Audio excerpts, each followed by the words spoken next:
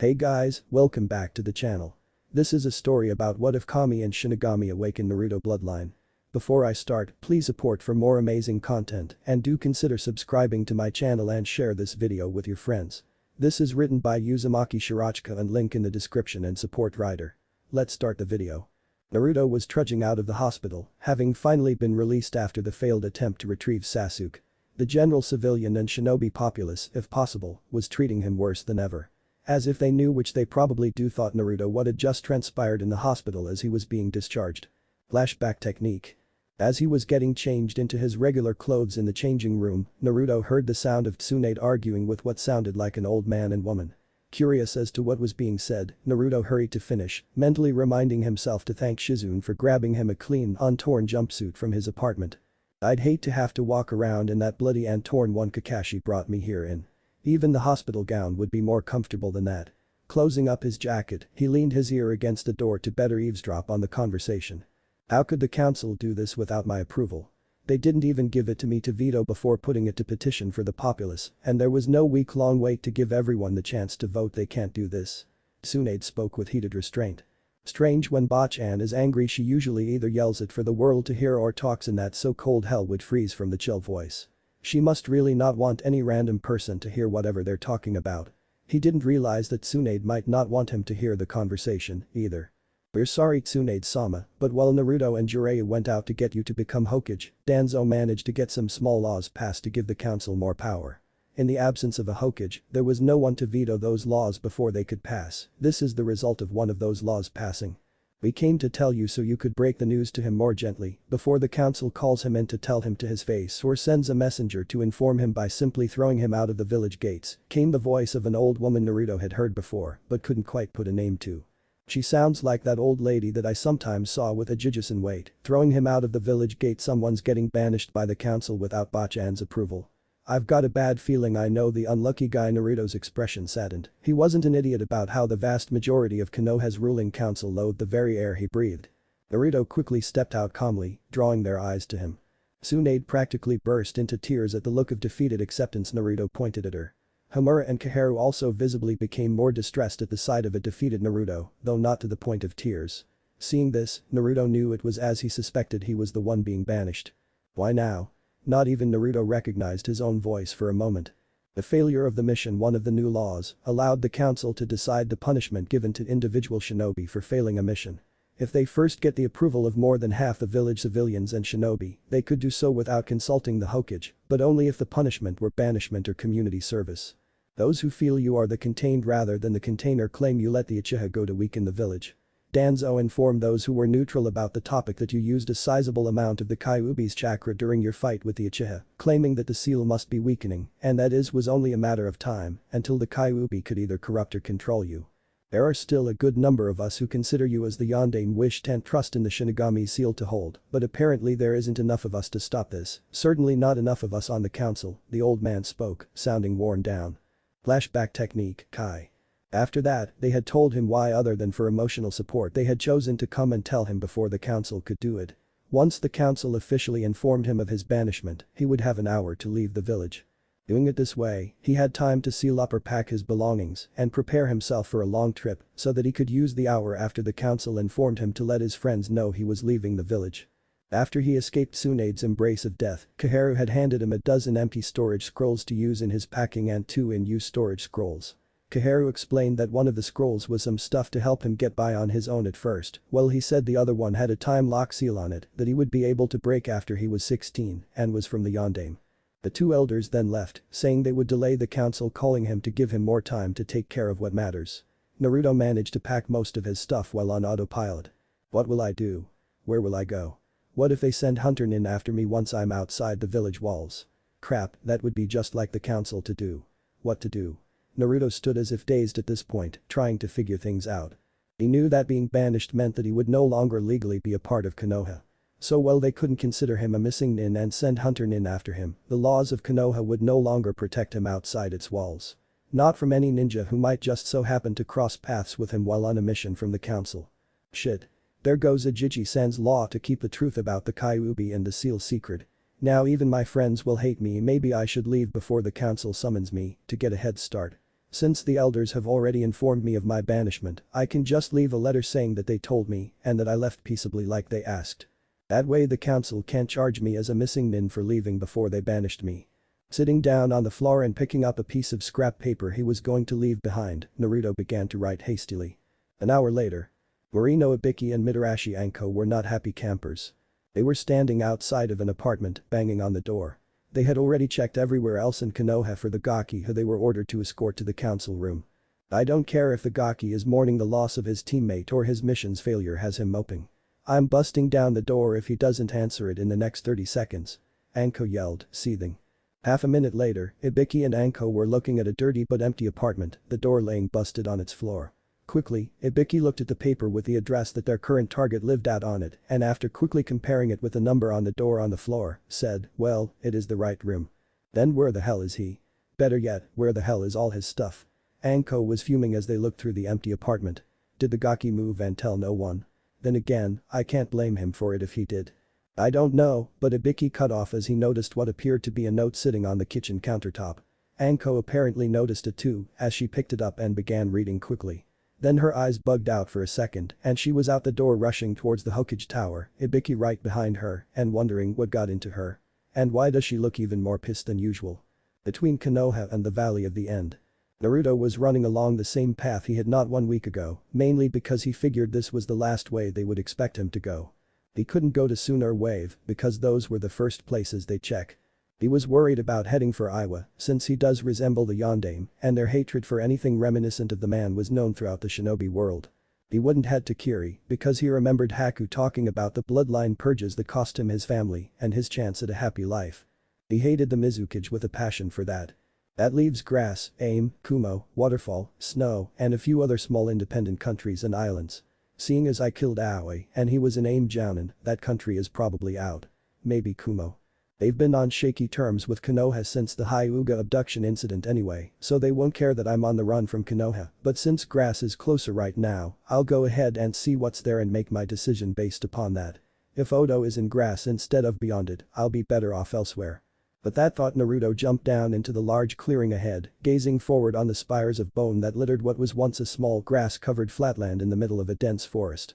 Noticing a reddish upper torso with bones sticking out of its shoulders and back and a large bone spear on one arm, Naruto moved in for a look after he noticed that there was no breathing motion coming from the body. Kimimaro. I remember now what it felt like. To have no purpose. I'll search out a new purpose in this world, but I'll remember to not let someone like Orochimaru dictate or be my purpose. Even if you didn't mean to, you taught me that much. As Naruto gazed upwards into Kimimaro's lifeless eyes, he felt something strange in his mind and his chakra pool. At first, it felt like they were stretching outward through his eyes and towards Kimimaro's corpse. Before he could seriously consider what was causing the feeling, there was a sudden pull and yank on his mind and chakra pool, followed by immense pain as it felt like they were both torn in two halves and one half of each blasted out of his body from his eyes and towards Kimimaro's body. Back in Konoha. Tsunade had just sat back from finishing up her last stack of paperwork on her desk. Boom. The doors to the Hokage office burst open and Anko stormed in waving a small piece of paper with writing on it. Hokage-sama. What is the meaning of this? Slapping said paper onto the Hokage's desk, she glared at Tsunade. Ibiki chose that moment to finally make it to the office, panting at having chased Anko all the way there. Tsunade picked up the note and read it. Her hands grip tightened, her eyes narrowed, and her eyebrows formed a crease between them. Looking up she saw Anko pacing furiously, grumbling about damn council bastards and the like, while Ibiki looked on with an eyebrow raised to show his curiosity. Mulling over her options, Tsunade decided to go for the direct honest approach. Yes, the council banished Naruto. Ibiki looked shocked, while Anko looked ready to explode at her, Hokage or not. No, I couldn't stop it. At this she received a skeptical look from both people in her office. I thought the Hokage's approval was needed for any punishment of that severity, Ibiki said, closing the doors, then leaning against them with his arms crossed. Tsunade sighed and rubbed her forehead, feeling a headache coming on. Well, unfortunately for us, between Sensei's death and my appointing as Godame, the council passed a few laws to give them more power in certain situations. Anko and Ibiki were silent, waiting for more information. Although Anko was much more tense now. Not that I could blame her, thought Tsunade. Next to Naruto, Anko is the second most unjustly hated shinobi among our ranks by the biased fools of the council. The new laws allow them to assign individual punishments for shinobi who fail their missions, and if they get the approval of more than half the village civilians and shinobi first, they can bypass any need for the Hokage, but only if the punishment is either community service or banishment. Anko had a sharp intake of breath at this, and Ibiki winced in silent sympathy for her. What I want you two to do is go out and continue looking for Naruto for another hour to buy him some more time. At the end of the hour, return here. The three of us will then proceed to the council chambers, where I will inform them that I told Naruto myself and he has already departed from the village. Tsunade had a smirk on her face when she said this. Ibiki and Anko almost felt sorry for the council members she would inform of her view on the matter. Ibiki and Anko left the Hokage's office quietly, both planning to ask about Naruto's whereabouts at their own favorite hangouts. The bar and the dango stand, respectively. Naruto's mindscape. Ooh. It's about time you awakened, kid. Maybe now we can figure out why the hell he is in here with you. At the sound of that voice, Naruto's eyes shot open. He'd only ever heard it once before, after Iro-Sennin shoved him off that cliff, but he doubted anyone could forget this voice after hearing it once. Kyuubi. What the hell were you doing that you pulled a full 2 tails of my chakra and pushed them out in a single second? I didn't even know you ninja had jutsu that could use that much chakra in one go. What hit me? All I remember was. Naruto-san. The presence of the third voice was so unexpected, Naruto almost pulled his neck from the speed he turned around to face its source. When he saw the speaker, his jaw practically left his face. Pointing a finger at the source of his shock, Naruto stammered out, why you? You're dead. How can you be here? Staring apathetically at him from a short distance was Kamimuro. Sans curse seal. This is originally where I planned to end the chapter, but I decided to continue on from here. Kudos to anyone who has already guessed exactly what Kekkei Genkai I just gave Naruto. Those who haven't are about to find out. And yes, I know I majorly changed the original operation of the bloodline, as far as I understand. I know no more than you, Naruto-san. You did meh? Naruto's face was contorted in a manner that reminded one of a donkey.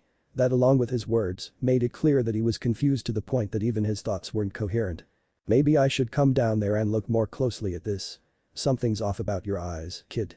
Naruto turned back to look at the fox, but before he could even ask what it was talking about, its massive silhouette simply vanished. Near panicking at the thought that it wasn't in the cage anymore, Naruto was even more stunned by what happened next. Hey, kid. I'm down here. Even though the voice was still obviously Kyuubi's, it also held a certain femininity to it that Naruto wasn't expecting at all. Looking down, Naruto's eyes widened even further. Wearing a kimono covered with a design of red, white, and black roses on thorny vines, was a woman of 5'11" with, from what Naruto could see, a toned lean body with a generous bust size. Her hair was black, straight, and went to the middle of her back, and her eyes were reddish-orange with slits for pupils. On her face were 6 whisker marks just like his. If it weren't for the fact that she had fox ears on top of her head, 9 bushy fox tails behind her, and she was on the other side of the bars, Naruto would have just assumed that he had a really attractive visitor to his mind. Kyuubi is a woman, and a really beautiful one at that. Kyuubi's own eyes widened even further as she could now clearly see what was off about Naruto's eyes. A single black ring around the pupil told her all she needed to know. A small vulpine grin made its way onto her face as she thought, by Kami. I didn't even think any of that bloodline still existed anymore. This changes so much, and much more makes sense now. Well, that explains it. Naruto was still trying to wrap his head around all the surprises that had been in it recently. What? So I'm a woman. You thought the strongest of the Biju was actually a man, didn't you? Huh? Naruto shook his head as if to clear it, then got a focused look on it as if thinking hard, what explains what? Everything. Seeing him about to burst into a bunch of headache-rendering questions, Kyuubi decided to beat him to the punch by answering them. Your eyes are the mark of your bloodline activating the Rinnegan, and that explains the chakra drain we felt, the pain that caused you to pass out, and what Kamimuro is doing here in your mindscape when he's supposed to be dead and passed on. The last human I knew of having this was the 6th Path Sage. I honestly never expected to see the Kami and Shinigami blessed gift again. Kami and Shinigami blessed my Kekkei Genkai. I have a Kekkei Genkai. What does it do and how does it explain this?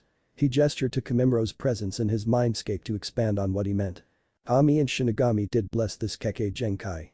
How else would it be able to pull the minds and souls of the dead out of heaven and hell?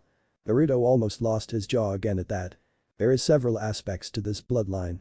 First off, you will gain several bodies, from the corpses of powerful warriors, to fight for you. The pull on my chakra must have been to erase Kamimuro's curse seal, while keeping the stage 2 form and the benefits without the downsides. Your chakra that was pulled from you revitalized Kamimuro's chakra pools, healed all physical and biological damage from his body, and sealed away his body for you to call out when you need it, so it can rest when you don't. Second, each body will have an independent chakra pool of its own that will be the same size as your own pool at peak. This chakra pool refills like a regular body's, with food and rest, but also refills without those things when it's sealed within you. Thirdly, each body you get will specialize in one form of jutsu and one chakra type, usually an elemental type. Kamimuro I would say would be your Kenjutsu body and would be your Earth chakra type. What this means is that Kamimuro's body can control Earth-type chakra, even if it isn't his own, by focusing his eyes on it and willing it to do what he wants. Fourth of all your bodies will share a single mind, yours. You will experience all the senses of your other bodies at once and will control them all with a single mind. This is one of the strengths and weaknesses of the bloodline. Because of this aspect, when one of your bodies, even your own, is killed, all you have to do to revive it is pump enough chakra from any of your bodies into it to repair the damage.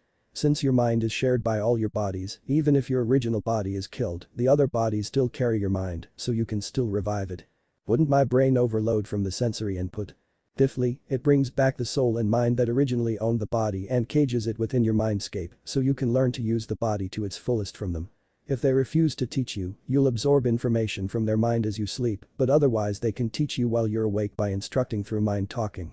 The mind and soul are only released to go back to their place of judgment when you have mastered the use of their body, but if you die with them still in your mindscape, they'll simply cease to exist. Last of all, until you master a body, it will only be slightly better than you in its chosen area of expertise. The bodies are better than yours because they are either better built or they have been better trained in that particular specialty. Call it muscle memory or chakra coil memory. But you can't use them that well because you don't know how to consciously do so. Panoha. Built. That was the main feeling she had right now. Well, that and worthlessness. She had failed both of them, each in their own way. Sasuke, she wasn't good enough to convince him to stay or strong enough to force him to stay. Once again he left her in the dust. But worse was Naruto. She made him make that promise, knowing he was the only one good enough, strong enough to get Sasuke back. She made him make that promise, knowing it crushed his heart to do so. That promise, because of it, he held back for her sake, and she had lost them both, her first love and the guy she had begun to see as a big brother. What good do you think your moping around is gonna do? Spoke her inner voice. What else can I do? Sakura was alone in her room, and she spoke quietly, so she knew no one, but her inner persona could hear her. Get off your ass, train yourself into the ground, and go drag Sasuke's ass back here. Then, when they're applauding us as a hero, tell them you want Naruto back as your reward. It's the perfect plan, cha. In the silence that followed, Sakura began to think about what her inner self had said. She knew her only chance of beating Sasuke was getting training equal to being the apprentice of a Sannin, but she figured Tsunade was too busy being Hokage to help her, and she'd sooner go to the Hibi team himself than ask a super pervert for personal anything. The only thing she could think of was becoming a wandering nin. They weren't limited to a single area's specialties, they had all the privacy needed for intense training in the wilds, and they got toughened up by having to live without the amenities of a hidden village. And we could run into Naruto. Together, nothing could stop us from bringing Sasuke back. Plus if he helps, the council won't have any choice but to see him as a hero equal to me for bringing Sasuke back. They'll have to let him back in, cha. Figuring that this was her best option, Sakura started packing her things for a long-term mission. Unnoticed by her, Kakashi stood on a tree branch, having stopped by to check up on his last remaining student. Seeing her pack up her things, he quickly left to inform the Hokage of what he thought was taking place. Outside Sakura's house several minutes later. Sakura stepped out of her family's house to find a pair of Anbu waiting for her. Haruno Sakura, please follow us to the Hokage's office, immediately. Any resistance will be met with extreme force. I have no problem coming with you. This was met with a questioning from one of the Anbu. I was going to have to talk with her anyway. This way saves me from waiting or making an appointment. The Anbu shrugged, then one laid a hand on Sakura's shoulder and shunshine to the Hokage's office doors. Go ahead and enter. She's waiting for you. Sakura stepped into the office to face an angry-looking Tsunade. She jumped when the door slammed behind her, revealing a frowning Kakashi who leveled her with a stern gaze.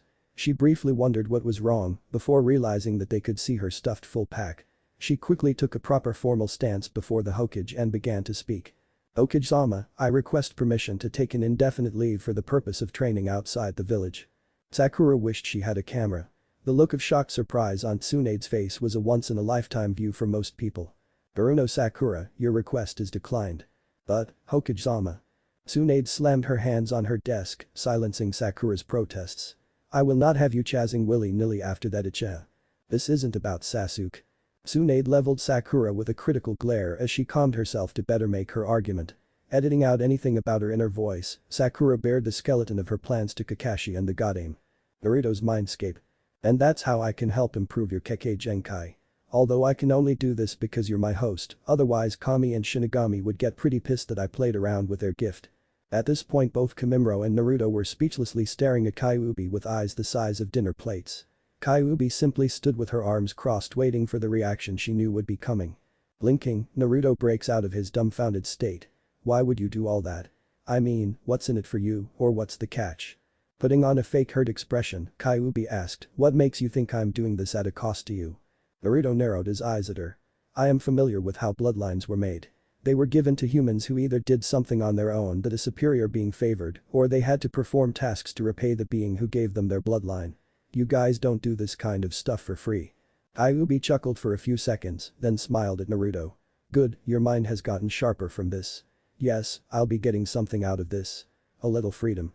And, no, I won't be fully free of the seal, because all that would accomplish is pissing Shinigami off. That's not something on my to-do list. Naruto squinted into space, a slight frown on his face, and his head tilted to the side in thought. Now that you mention it, my mind does feel like I'm thinking better. Why is that? Did you do something? No, that's actually a facet of your bloodline, as well as a safeguard Kami placed into it. Your brain is designed for extreme multitasking. I mean, you do have multiple bodies sending constant sensory input into your brain, while at the same time you have to send complex instructions to each individual one of those bodies on how to move its muscles and mold its chakra, while at the same time interpreting what its senses are telling you in order to determine what that body should do next. Multiply that by however many bodies you have in addition to your own, and you can see why simply transplanting the eyes into another person won't work. Though if my brain is so great, would I have so much trouble with focusing it in the academy? Because you tried focusing like a normal person focuses. Think of your mind as divided into segments. You consciously focused a segment on the lecture, but all the other segments kept doing their own things, distracting you because you weren't controlling them. Oh, then how is having a divided mind a good thing? Let me give you some examples from your moments of genius that have gotten you called the #1 most surprising ninja. During your first fight with Zabuza, when you came up with that plan to free Kakashi, a part of your mind was watching for you to get attacked, a part was watching for Tazuna to get attacked, a part was worrying about your teammates and sensei. A part was thinking about what you had on you, and another part was trying to figure out how to get Sasuke and Kakashi out of their situations. The last part, your conscious mind, put the input from all the separate parts together, allowing you to form that plan, saving both Sasuke and Kakashi. Heck, even your ability with Kage Bunshin has partly to do with this.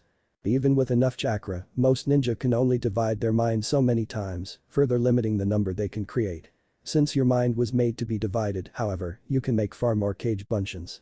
Or even how you figured out the first and last stage of the Rasengan. The first stage, one part of your mind was trying to figure out how to pop the balloon, while another part was watching the cat play with one, and the third part was listening to the first two to give you the idea for how to do it. And the final stage, after a week of focusing on nothing but completing the third stage of the Rasengan, you get in a life or death struggle against Orochimaru and Kabuto, where your mind is divided amongst your personal fight with Kabuto, Tsunade's and Shizune's welfare, watching out for any more hungry snake attacks. And figuring out how to hit Kabuto with a Rasengan when you need two hands to hold it steady, and suddenly you figure out how to perform a complete Rasengan. By this point, I was wondering what was up with the repeated odd timing of your flashes of genius, but since I assumed the Rinnegan was no more, I never would have guessed the true cause. And when you put it that way, it actually all kinda makes perfect sense. I guess you were right, me having this gift does explain everything. I sense we have spoken more than enough. You should awaken now, or else you'll lose the head start you gave yourself over anyone the council sent after you. Yeah. How do I wake up from this? Like so. A sudden burst of red chakra flew out of the cage and blew Naruto out of his mindscape. An image of Naruto standing there, looking at Kimimaro, remained in Naruto's mindscape. If Kimimaro or Kyuubi wanted to communicate with Naruto to help train him, this piece of his mind was there to do it with. Back to the physical plane. Naruto opened his eyes slowly and pushed himself off the ground to look around. The only thing he found off about the clearing was the disappearance of Kimimaro's corpse. Seeing as several hours had passed, he judged from the position of the sun in the sky, Naruto quickly took off in the direction he was last headed towards grass. I'll find out more about my bloodline and practice it some there. Better to get out of Hai no Kuni before I get caught by a patrol or one of the council's lackeys. Unknown to Naruto, 3 Konoha shinobi followed in his footsteps, not 10 minutes after he left the clearing. Rice Country. Having made his way to being within sight of a small town in Rice Country, Naruto stopped and went into the woods by the side of the road. Finding a small clearing, Naruto sat in a meditation position, closed his eyes, and prepared to talk to his tenants. Time we got to work, kid. Alright. So how do I call out Kimimro's body or use this bloodline? Just pour a little chakra into your eyes and repeat after me. Having sensed the use of chakra in the nearby forest, the 3 Konoha ninja went off the road to the city to investigate it. Right as they were within sight of the small clearing Naruto sat in, they heard him say something. First path of sacrifice. There was a large puff of smoke, which cleared to reveal a level 2 curse seal Kimimro facing Naruto, his eyes a vibrant blue with one black ring in the iris. The Kunoichi shrieked and the 2 shinobi gasped, a demon. Naruto's eyes snapped open, and both his heads jerked towards the sound of those voices. Naruto and his other body, Kimimro, were face to face with Jiraiya, Sakura, and Kakashi. Last chapter. Having sensed the use of chakra in the nearby forest, the 3 Konoha ninja went off the road to the city to investigate it. Right as they were within sight of the small clearing Naruto sat in, they heard him say something. First path of sacrifice. There was a large puff of smoke, which cleared to reveal a level 2 curse seal Kimimro facing Naruto, his eyes a vibrant blue with one black ring in the iris. The Kunoichi shrieked and the 2 shinobi gasped, a demon. Naruto's eyes snapped open, and both his heads jerked towards the sound of those voices. Naruto and his other body, Kimimro, were face to face with Jiraiya, Sakura, and Kakashi. Chapter 2. For a split second, no one moved. Unfortunately, shinobi don't stay still for very long. Sakura began trembling, staring at the face of the demon next to Naruto, her arms reflexively curling in front of her to protect herself as she took slow trembling steps backwards. Kakashi reacted almost the opposite way, headband up and preparing to perform the Rikiri on the demon, threatening his former and current students, ready to give up his life if it was necessary to protect his precious people from a demon, like his sensei did. Jiraiya's reaction was probably the most mild of the three. As he looked between Naruto's eyes and the demon's eyes, rapidly dawning comprehension passed across his features, mixed with some surprise as well. Naruto found himself in the worst spot he could imagine. Because he had no time to train himself in controlling the second body or receiving sensory input from it, he couldn't even distinguish between Kimimro's pav and his own. So it seemed to him as though Kakashi's and Sakura's reactions were pointed at himself. Yes, they already told my generation about the Kyuubi, if Sakura's reaction is anything to go by. And I thought Kakashi-sensei actually cared about me, but judging from the look on his face, it's like he's waited his whole life to get the opportunity to do this to me. Great. I wouldn't stand a chance of fighting Kakashi normally, and between this feeling of disorientation and my inexperience with fighting with my bloodline, I'll have even less than that. Looking over to Jiraiya, Naruto saw the only sight that held any hope of getting out of this situation alive. Fortunately, Jiraiya was aware of his companion's actions and reacted before things escalated to the point of no return. His right arm shot in front of Kakashi and blocked him from a straight-on assault. His left hand found its way to Sakura's right shoulder, giving a comforting squeeze. When both turned to look at him, he gave a grandfatherly smile, the kind the Sandaime used to be known for, the kind that made you feel like everything was going to be okay. Sakura's fears seemed to ebb away, and Kakashi's desperate aggressiveness calmed. Calm down, Kakashi, Sakura. Things aren't what they seem at first glance. A confused look crossed the two's faces at Jiraiya's statement, and as they turned back to face Naruto, they took more defensive, less aggressive stances, waiting for Jiraiya's explanation of his strange statement. Instead of launching the explanation right away, he struck up a conversation with a still and silent Naruto. So, when did you activate the Rinnegan, Naruto? And how come you never told me? The other three looked stunned, two of them wondering what's the Rinnegan. And Naruto thinking he knows what the Rinnegan is by sight of it alone. It happened on the way here, so I couldn't really tell you before now. And how did you know what it was, anyway? Even she hadn't seen it in this world since the Six Paths Age. Naruto and his other body spoke back and forth, having trouble with distinguishing the separate vocal cords and mouth muscles. Sakura looked confused, but the other two grew alarmed at the implication of Naruto having conversations with a kitsune and treating it like it was an everyday occurrence. Naruto, how long have you been in communication with her? Jiraiya asked, trying to be subtle about the Kyuubi with the presently unknowing audience. Who is this woman you're all talking about? How could she have seen the Six Paths Age and still be alive right now? Sakura blurted out, hating being out of the loop and a little freaked by the way the demon and Naruto talked in turns between each other. Jiraiya and Kakashi stiffened at the thought of breaching that secret with Sakura, while both of Naruto's bodies started to chuckle. When all three looked at him odd, he explained, "I would have thought the council revoked that law the first chance they got. I'm surprised she doesn't already know about it just yet. That's what I find so funny." "Don't know about what yet? What law?" "That I am the container the Yondaime sealed the Kyuubi no Kitsune into." That statement prompted an uncomfortable, shocked silence. Followed by Sakura fainting standing up. "Well, at least we can continue the conversation without needing to hide things anymore." Jiraiya and Kakashi sweat-dropped at that. Jiraiya quickly pressed his earlier question, "So when did you start conversing with the Kyuubi?" "Shortly after the Rinnegan activated. She seems nicer now that I have it." A puzzled look crossed Kimimuro's face. "Alright, not to change topics, but what does the Rinnegan have to do with the current situation?" Kakashi asked, still confused about Naruto's other body. The demon body standing next to Naruto isn't a demon at all. The Rinnegan allows Naruto to take a powerful corpse and turn it into a new body for himself to control, among other abilities. Even if the body used to hold a demon's mind, the body is now fully subservient to Naruto's mind and will. It isn't any more threatening than Naruto himself is, so unless Naruto plans to attack us, the demon body won't do so either. "How do you know even that much about the Rinnegan?" "You recognized it by sight, and you mentioned it had more abilities than those linked to the bodies." She didn't mention anything like that. "At the time I started teaching the boy who would become the Yondaime, I had picked up 2 other students. They were orphans, a boy and a girl. The boy, Nagato, was a distant relative of your father's and he had the Rinnegan. Most of what I know about it, I learned from teaching him and researching the 6 Paths Age to help find ways to better train him. Unfortunately, during the war, there were many casualties and Nagato and the girl were 2 of them.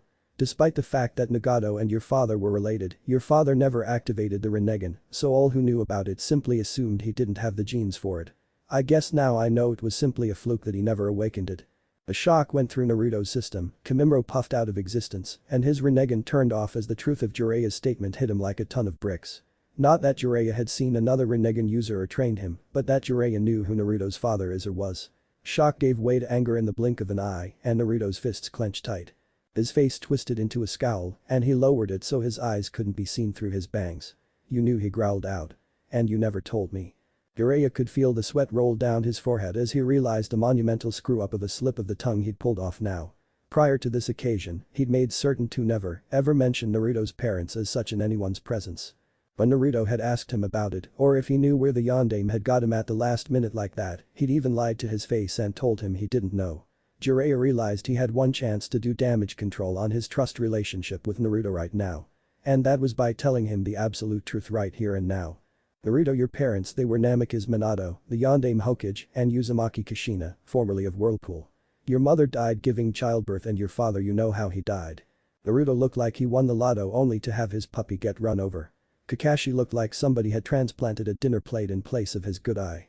And Sakura, who had begun to come to right before Jiraiya made that statement, fainted again, this time falling down. The soft thump of Sakura hitting the ground brought all their attention to her, and Jiraiya quickly made a decision. "We should carry out this conversation somewhere more private. Let's go to the nearby town and take residence up at the inn." Kakashi shouldered Sakura and headed back to the road, followed by Jiraiya a few seconds later. Naruto stood still, staring at the ground for a minute, then took off after them. "I have to know more." "Inn at the village." Kakashi laid Sakura down on one of the beds in the room he'd be sharing with her, then went to the room for Naruto and Jiraiya so they could continue the conversation as a group and so he'd be able to put off answering Sakura's many questions that were sure to come once she woke up.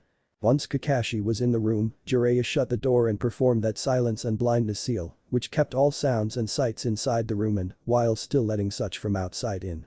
Naruto was sitting on one bed and Kakashi and Jiraiya sat on the other bed, facing him. "So, Naruto, what are you doing in this country, anyway?" "Waver Suna, I could see, but you headed to the country we suspect Orochimaru keeps his base in. Why is that?" Kakashi questioned. Naruto's eyes widened a bit at the knowledge that Orochimaru keeping his base in this country was almost certain now, but was quick to answer.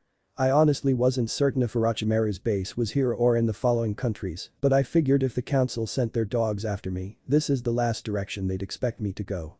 I plan to hightail it out of here at the first definite sign that Orochimaru has set up shop here, though.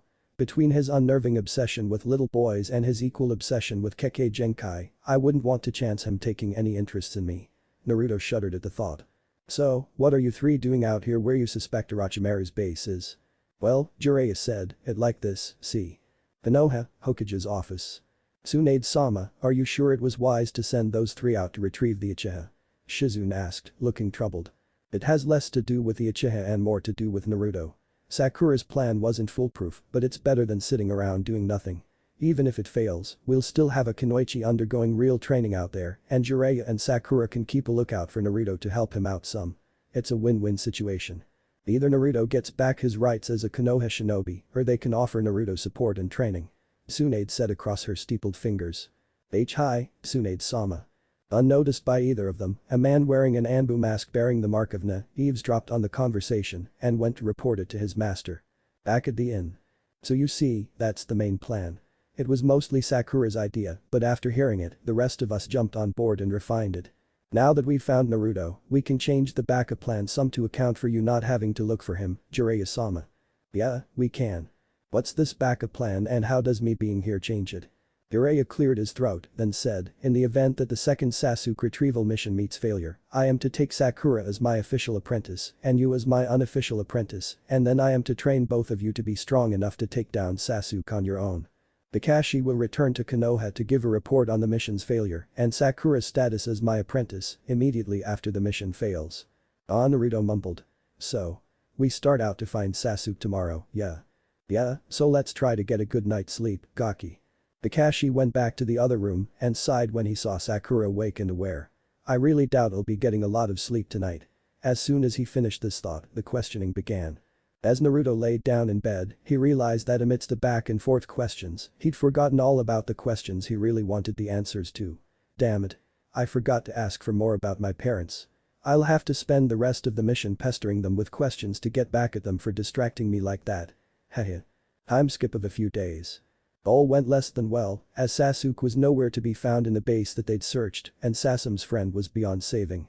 Naruto hadn't even gotten in any practice with his bloodline, figuring that Kimimura's former body would definitely freak Sasam out.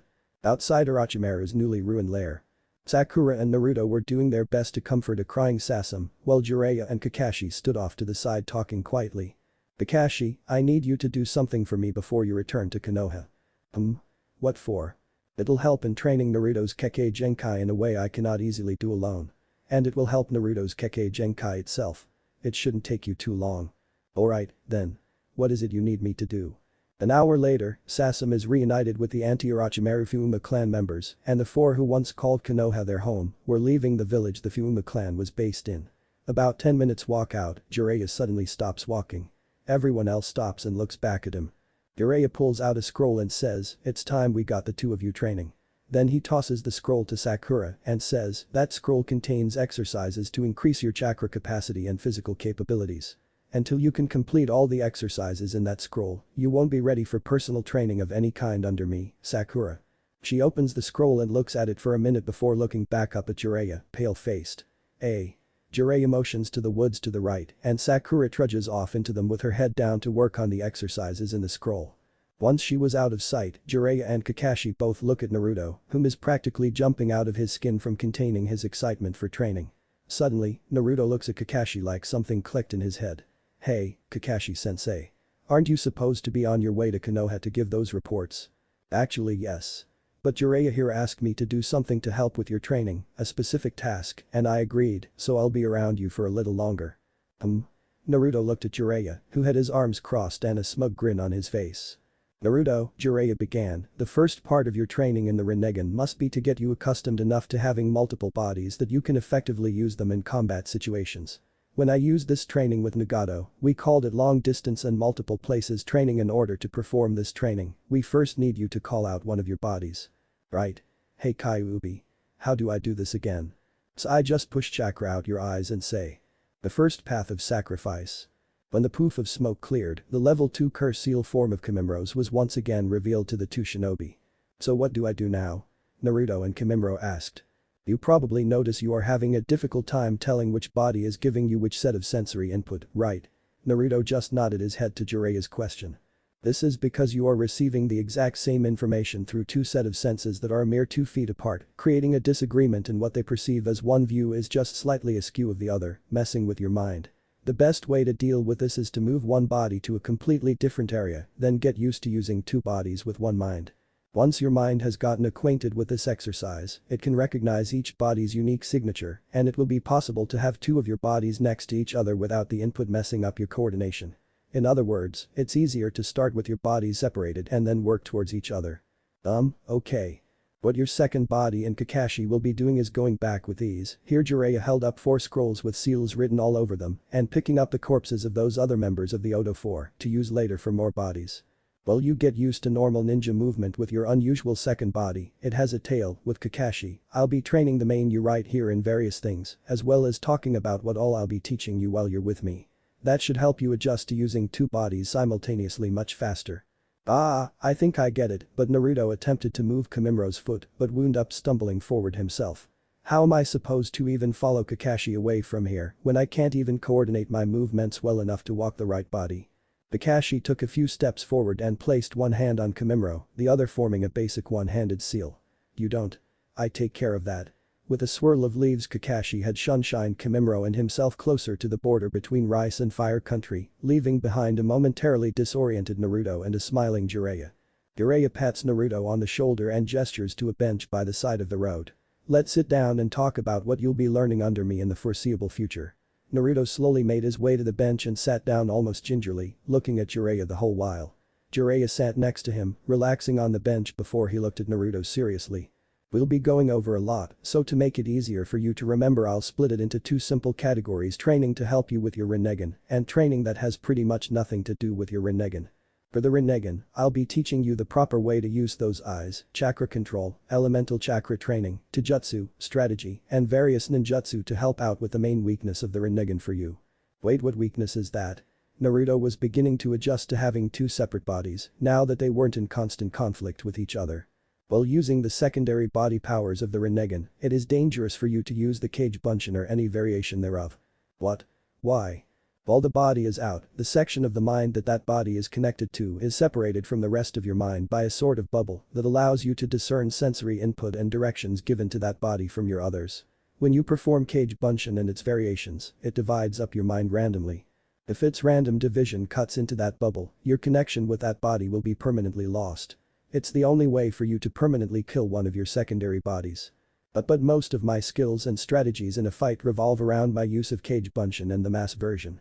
I can't even use the Rasengan without a Kage Bunshin there to hold it together for me. Alls I have left is Henge, Kawamiri, and low-level chakra control exercises. Which is exactly why we'll be working on that weakness by having you learn better taijutsu and more ninjutsu. I can tell you that other than the variations of Kage Bunshin, other clone jutsus, like the elemental clones, can still be used since they don't divide your mind, but rather make a temporary quick copy of it, which doesn't burst any of the bubbles for your other body's mind segments. For you, that's kind of a relief. So what else will I be training in? Naruto said. If I can learn a different clone technique, I can still use numbers to overwhelm my opponents. Well, as far as training that doesn't have to do with the Rinnegan directly, I'll be working with you on your stealth, espionage skills, dispelling genjutsu, using the Kage Bunshin to the full potential it was made for, some Toad Sage arts if we have the time, politics, economics, debate logic, manners and customs, and your people skills. Naruto had furrowed eyebrows and a frown on his face at the end of Jiraiya's list. Not to sound ungrateful, but why do I need any help or training with those things towards the end? And I thought we just agreed my Kage Bunshin were a danger to use. Jiraiya frowned and began waving a finger in the air, as though scolding a child. Listen more carefully to what I say and think about things before you assume anything. Kage Bunshin have uses other than those you are familiar with, and it's only dangerous to use them while you have any secondary bodies out.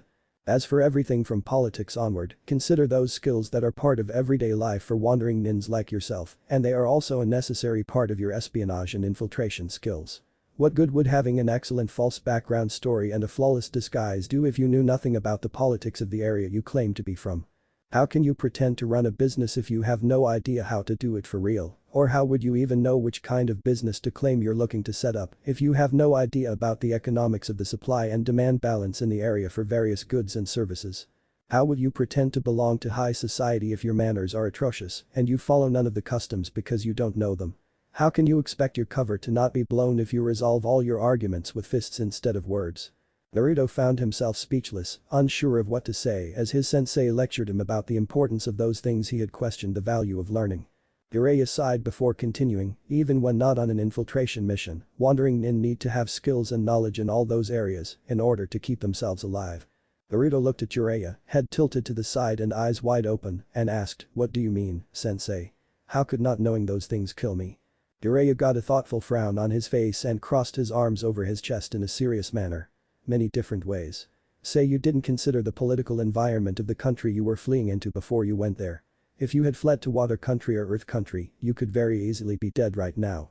Due to all the civil wars and the bloodline purge, people in water country barely trust a person across the street in their house, so you can guess how well they trust outsiders, not to mention outsiders with Kekkei Genkai. To them wandering nin and missing nin are equally as threatening and equally as hated. Don't get me started on how Iwa would react to a wandering nin who was practically the spitting image of the Yondaime Hokage. As for economics, you need to know how to make money if you plan on anything other than becoming a completely self-sufficient hermit who lives only off the land and what he makes with his own two hands, or becoming a petty thief like those Fuma clan members were acting like before I set them straight. If you do get clients, being able to be mannerly, observing the proper customs, and having good people skills are necessary to maintain a good reputation with clients, so they might recommend you to their associates or friends.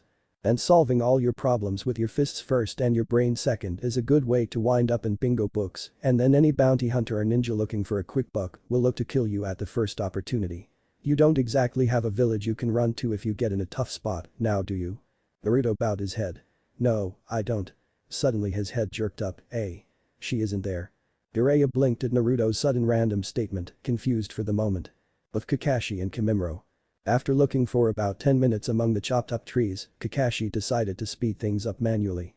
Performing the necessary hand seals and using some of his blood, Kakashi summoned his nin dogs. Naruto looked over to see what the puff of smoke was about. "Boy, Kakashi. What is it you summoned us for this time?" Pakin asked. "There should be the body of a young woman in this general area, but me and Naruto can't find her anywhere. Can you help me out, please?" Kakashi asked, knowing being polite to his summons helped. The summoned dogs spread out and quickly began searching for any trace of a young woman's scent in the area. After a minute one of the dogs signaled and Kakashi, Naruto and Pakin all moved over to the dog. Pakin sniffed the ground at that spot and nodded to the dogs that had gathered round. Kakashi, a young woman was laying in this spot for about 5 days straight before someone came and moved her 2 days ago. And Kakashi, whoever this lady is, was still alive when they moved her. Kakashi and Naruto stiffened at the news, it was an unplanned for twist in what they expected. Kakashi asked, "Can you track the scent?" "Yeah, it hasn't rained since then, so unless they tried to lose their scent, there'll be no problem with that." "Good. Everyone but Pakin will follow the scent and signal when you get within 100 yards of the target, but don't allow anyone to see you. Pakin will come with me and Naruto as he can hear the signal from farther away than either of us." Pakin hopped on Kakashi's shoulder and the rest of the dogs took off after the scent. As Naruto and Kakashi jumped off into the trees and headed towards the valley where Seiken's and Yukin's corpses were supposed to be, Pakin took notice of the strange lack of orange and the cloaked form traveling with them in plain sight, as Naruto had borrowed a cloak to hide his unusual features, as well as some kunai and shuriken from Kakashi, right after the shunshin. "So where's Naruto and who's Mr. Mysterious on our left here?"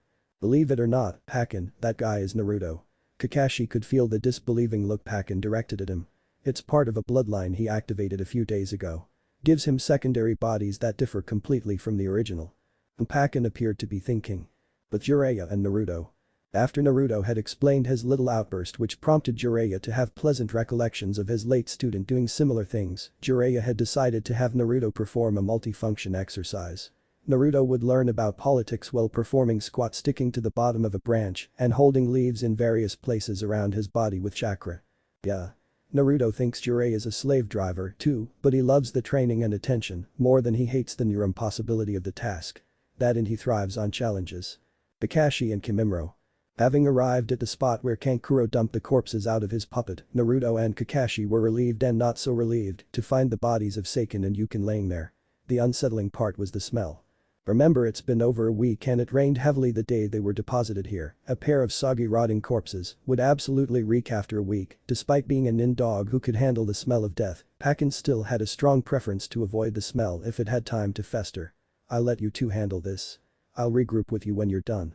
Pakin leapt off of Kakashi and ran to someplace upwind of the decay. Trying not to tear up at the smell, Kakashi looked over at Naruto and seeing that it was taking everything he had to not heave, decided to take some pity on him. Quickly looking over the scrolls Jiraiya had given them, Kakashi noticed one was labeled double body. He quickly sealed the attached bodies of the brothers into the preservation storage scroll that performed a low-level Futon jutsu to blow the stench downwind completely. Naruto was still dry heaving, but this time it was because of the writhing mass of maggots where the brothers' bodies were just minutes before. The sealing only took certain things in. Bacteria, viruses, insects in any form and parasites were all filtered out by the seals on the scrolls. It helped the preservation seals do their job. But it also left behind a nasty mess to see. Jiraiya and Naruto. After Naruto was past the dry heaving fit he had had which had earned a merciful break from Jiraiya when he was able to explain it between heaves, Jiraiya made Naruto return to what they were doing before. Sifma. So, where should we start with a lesson on politics? Not that I'd want it to happen, but how about explaining the whole deal with me being banished when no one else on my team was? Alright, but this issue is complex, so prepare yourself for a very long conversation. Naruto simply nodded as he continued his upside-down squats with chakra control exercise. First of all, the law we're talking about gave the council the power to single out shinobi on a group mission that failed for individual or separate punishments if the right conditions were met. There were 3 major conditions to be met in order for the council to have this power. First, the shinobi must have been involved in a failed mission of C rank or greater. Second, the majority of the council, the majority of the shinobi population, and the majority of the civilian population must each agree, via 3 separate voting pools, that the council has the right to punish that specific shinobi in a specific way. Third, the punishment must either be banishment or public service without pay, basically being required to do so many hours of missions, 1 rank lower than you're qualified for, before you're allowed to go back to regular paid missions. You were involved in the failed Sasuke retrieval mission, which was higher than a C rank, and your punishment was banishment, so the first and third conditions were quite obviously met. I'm guessing you're wondering about the second condition, though. Naruto nodded his head, though he had a good idea of the cause. Okay. First, the council's vote. We both know exactly why and how much the majority of them hate you, Naruto, so I shouldn't have to explain how that voting pool got passed. Naruto sighed and nodded, figuring it was going to be more of the same for the other 2 as well. Second, the civilians vote. When people are faced with a horrible and/or personally traumatizing tragedy, it is human nature to have a need for someone or something to vent the pain, fear, and anger on. When the rightful person or thing to blame isn't within their power to vent upon, they find what they recognize as the next best thing, usually called a scapegoat. All the civilians who lived in Konoha before, during, and after the Kyuubi's attack would have needed such a scapegoat, and you were the most convenient. So it shouldn't be hard to figure out why the majority of the civilians voted to have you banished. Naruto's squats had begun to slow down, not from exhaustion, but from a growing pain in his soul. The matter-of-fact way his sensei spoke about this was like he was saying it was fated to be like this, and Naruto was starting to believe it himself. Third, the shinobi vote.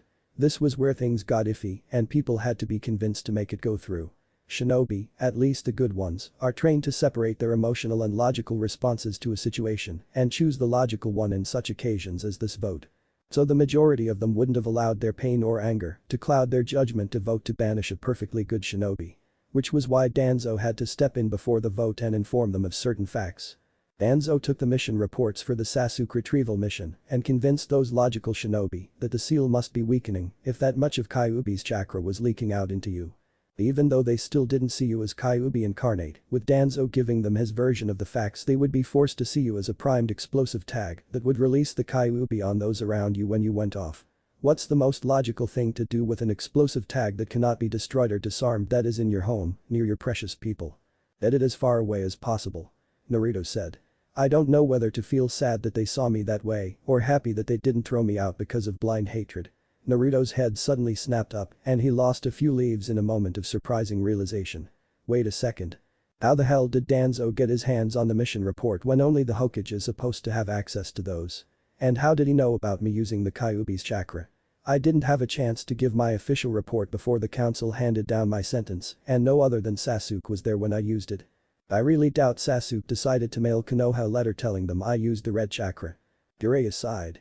Remember that you were accused of letting Sasuke go intentionally, which would be insubordination by willing sabotage of the primary objective of the mission. In order to determine the accuracy of the charge, the council would receive access to 3 things in relation to it: hard evidence, of which there was none, an eyewitness, and given that the only 2 were either a missing nin or the accused, they chose to not bother hearing it, and the mission reports regarding the mission. Logically, since Danzo was on the council and the council had access to the mission reports, Danzo had access to the mission reports. Also, while it is true that no Konoha loyal shinobi saw you using the Kyuubi's chakra, Kakashi did sense it as he approached the Valley of the End, and he would have included this fact in his unbiased report. Naruto didn't know how to take this information. He had been banished most likely because of something Kakashi-sensei had written in his part of the mission report. He understood why his sensei had done it, and he knew Kakashi never would have expected it to have these consequences for his student, but it still hurts him inside. So why just me? Was it just the Kyuubi, or? While it is true that you were singled out by the council because of the Kyuubi, there are two reasons they could give those who accused them of bigotry. First, assuming that the council actually votes them as being at fault for the failed mission, the odds that the civilian and shinobi populace would decide the same are extremely slim. Everyone else on that team was an era prodigy of an important clan in Konoha, so they all had social status with the civilians and strategic importance to the shinobi, without the drawbacks of the Kyuubi factor. Second, when a mission has multiple parts to it and everyone except one person succeeds at doing their part of the mission, any mission failure will be blamed on the one who failed their part. Throughout the retrieval mission, your teammates' parts in the mission gradually became keep the sound 4-5 member from interfering in the primary mission. If you look at it that way, everyone but you succeeded in their part of the mission, even if Shikamaru, Kiba, and Lee had help from the Suna siblings to do so. The only one who failed his part of the mission, technically, was you. So the failure of the mission could easily be pinned on you. Sifma, Kakashi and Kimimaro. Having just sealed the huge guy from the crater Choji made, Jirobo, and having sealed the 6-armed guy already, Kidomaru, Naruto and Kakashi were ready to backtrack to Teia's former location to wait for the dogs to signal they'd locate her when Pakin's ears perked up a bit. Without seeing it, Kakashi still knew it happened. Which direction and how far are they signaling from, Pakin? After a moment, Pakin pointed about 40 degrees to the left of their current heading and said, about 2 kilometers in that direction. Kakashi and Naruto took off that way at a fast pace. 5 minutes later. As Kakashi and Naruto drop into the spot where the summoned dogs are waiting for them, a hail of kunai come out of seemingly nowhere and dispel the summoned dogs on the ground. Pakin. You're not a fighter, so get out of here. I'll resummon you some time after this is over. As the cloud of dispelled summons dissipated, 3 Konoha Anbu with a mark of Na on their masks became visible. Stranger-san, it would be in your best interest to leave here now. Our business is with Kakashi-san, the one on the left spoke. I apologize, but I can't abandon my escort any more than he can abandon me, Naruto said. Then I apologize that you had to become a victim of circumstance. Kakashi-san, under orders of Danzo we are to eliminate yourself, Haruno Sakura and Uzumaki Naruto at the first opportunity upon which any or all of you are separated from Jiraiya-san. For becoming a security threat to Konoha and aiding in the empowerment of said threat is the reason for your sentence. The 3 rude Anbu charge at Kakashi and Naruto, one straight on and one flanking each side. Crap. I'm nowhere near ready for combat with this body yet. Did you forget we're here to offer some help? The voice of Kimimaro sounded out in Naruto's head. Naruto and Jiraiya. Amuro Sennin, I have to take a time out on training here. Kakashi and I just got attacked by a root and I kinda need my full attention available for this fight to help Kakashi. Alright. Sit at the base of the tree and meditate. I'll go see how Sakura's coming along with her conditioning. Kakashi and Kimimaro. Practically snapping the downside of his headband up and flying through the hand seals faster than Naruto could blink while charging towards the Anbu who was going straight down the middle at them, Kakashi activated his Chidori and plowed it through the rude Anbu's head in the same instant. All 3 living spectators to the event give pause as they are stunned by the suddenness of it, giving Kakashi the second needed to yank his arm out of the corpse's head and jump back close to his starting position. Kakashi, I didn't know you could form a Chidori that fast. Normally I can't. I had to use twice as much chakra as a normal Chidori to pull that off, but it was worth it. Kakashi-san is correct, Naruto-san. Instead of 1 3-on-2 fight, you now have 2 1-to-1 fights. Turning back to the Anbu that was charging his side, Naruto catches the tail end of the hand seals the Anbu was forming, while Naruto was distracted. Crap. Oten. Doryu Dango no Jutsu. The Anbu called out. Naruto. Focus your eyes on the brownish energy forming in front of him. You feel that pressure in your mind. Yeah. When that thing comes up, push against the pressure in your head with all your might. As a dragon began to form out of the ground in front of the Anbu, Naruto started pushing as hard as he could. Seeing nothing happening as the dragon reared its head back to hurl the boulders bulging in its neck at him, Naruto pushed with everything he had. At the last second, the dragon jerked around and fired 2 boulders at the Anbu that was behind it. Being so surprised at the reversal of his own ninjutsu, he had no way to dodge either boulder, only to guard out of reflex. There was a slight crunching noise and a small grunt, but the Anbu stood mostly unshaken. What the heck? I just burned off like half my chakra to do that, and he shrugs it off. Not all is as it appears, Naruto-san. You may not notice, but he has very slightly shifted his weight to the right and he isn't as quick in the movements of his left hand. Most likely he has some hairline fractures in his left limbs and possibly some bruising of his ribs. He is slightly injured, as well as being off balance from the reversal of his ninjutsu. Given the stance he is taking and the way he has drawn kunai in both hands, it would appear that he is afraid of using any further ninjutsu and is going for an up-close fight. This is fortunate for us. And how exactly is going up close and personal with Anbu a good thing for us? Naruto thought, drawing a kunai in each of his hands and holding them in a reverse grip. 1. He won't be using ninjutsu against us with both his hands occupied, and that's our major weakness right now. 2. He is injured and assuming that with our power we're a ninjutsu expert who would be weak against close-range fighters. 3. My body is your kinjutsu body, so it does slightly better at close-armed combat than your own would. 4. Your chakra control is good enough that you should be able to form some weak bone masks under the skin with my body's bloodline, giving you a defensive advantage. While Kimimura was talking to Naruto, Naruto was having a fight for his life. He barely dodged several critical strikes, and he knew if it weren't for this guy's injuries and his kinjutsu body being the one fighting, he would already be dead. Care to inform me on how to pull off this bone mask thing? Push chakra inside the bones the mask will form from, then pull the chakra out in the shape and place the bone mask will take. The denser and better control the chakra, the denser the bone mask, and the faster it will form. Thanks. Deciding to try it out, Naruto formed a bone mask in the spaces between his ribs. Unfortunately, this reduced the flexibility of his torso and required a bit of his focus getting taken off the fight. Fortunately for Naruto, the Anbu was taking this opportunity to take a shot at Naruto's heart and the kunai in his right hand partially penetrated the bone mask before getting stuck on it. Seeing the opportunity, Naruto stabbed the Anbu's right bicep out of reflex, disabling that limb completely. With one of his opponent's arms useless and the other injured by the reverse ninjutsu earlier, Naruto found himself with a bit more breathing room than he had before. Yet he still berated himself. Damn it. All I've done so far was get lucky. I'm really going to have to train like nobody's business when this is through if I ever want to have a chance against Akatsuki. Naruto was quick to press his advantage, pressing with all his strength and speed in his attack on his enemy, now that he didn't have to worry about counterattacks from the other hand. The Anbu meanwhile was struggling to hold his own, the hairline fracture he had from the boulder crashing into his arm earlier was beginning to spread and get worse from absorbing the impact of the blows he was blocking. The only thing keeping the fracture together at this point was the 1,000 miniature chakra strings he had silently formed in his arm to reinforce the bones and hold them in place together, just like he had done with his leg, but he was starting to tire from both physical and chakra exhaustion. Everything added up in their fight fairly quickly, and one slice that the Anbu failed to both block and dodge later, Naruto had a fair amount of blood on his arm with splatter on his face, and the Anbu lay on the ground bleeding out through his jugular and choking on his own blood. Naruto stood stunned as blood dripped from his arm and kunai, the sound of Kakashi and his opponent clashing echoing in the clearing behind him. Hearing Kakashi grunt in exertion, Naruto turned around and saw him pressing kunai to kunai with his opponent, the two trying to overpower each other. The two saw a blur moving in from the corner of their visions and, neither letting up on the pressure, they both turned their heads to see a half-dozen shuriken coming in on the rude Anbu. The instant Kakashi felt his opponent let up on the pressure, he dropped his kunai and grabbed the Anbu by the wrists.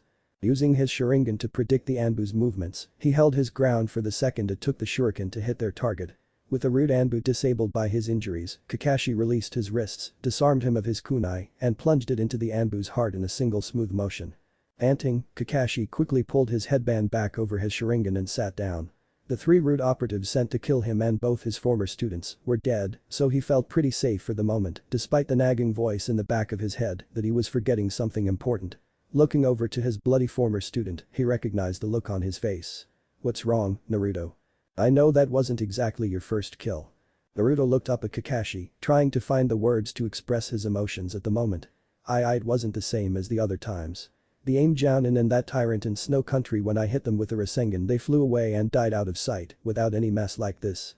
This time he was laying there, his blood on me, struggling to live. I saw him get weaker and weaker until he just stopped. Kakashi bowed his head at that. Yeah. There's always a difference between knowing you killed someone and actually seeing the life leave him. But remember, if you didn't kill him, he would have killed that body, helped his partner kill me, and then he would have regrouped and gone after you and Sakura. Which do you prefer, getting bloody and knowing Sakura's safer for it, or staying clean and always worrying for her safety? Naruto sat next to Kakashi, facing the opposite way to watch for trouble while they recuperated from the fight. They could wait to continue tracking down Taiya until they were in better condition. Besides, they'd have a hard time finding her without Kakashi's summons, and he needed to recover enough chakra to summon them and still be able to put up a decent fight if they ran into more trouble.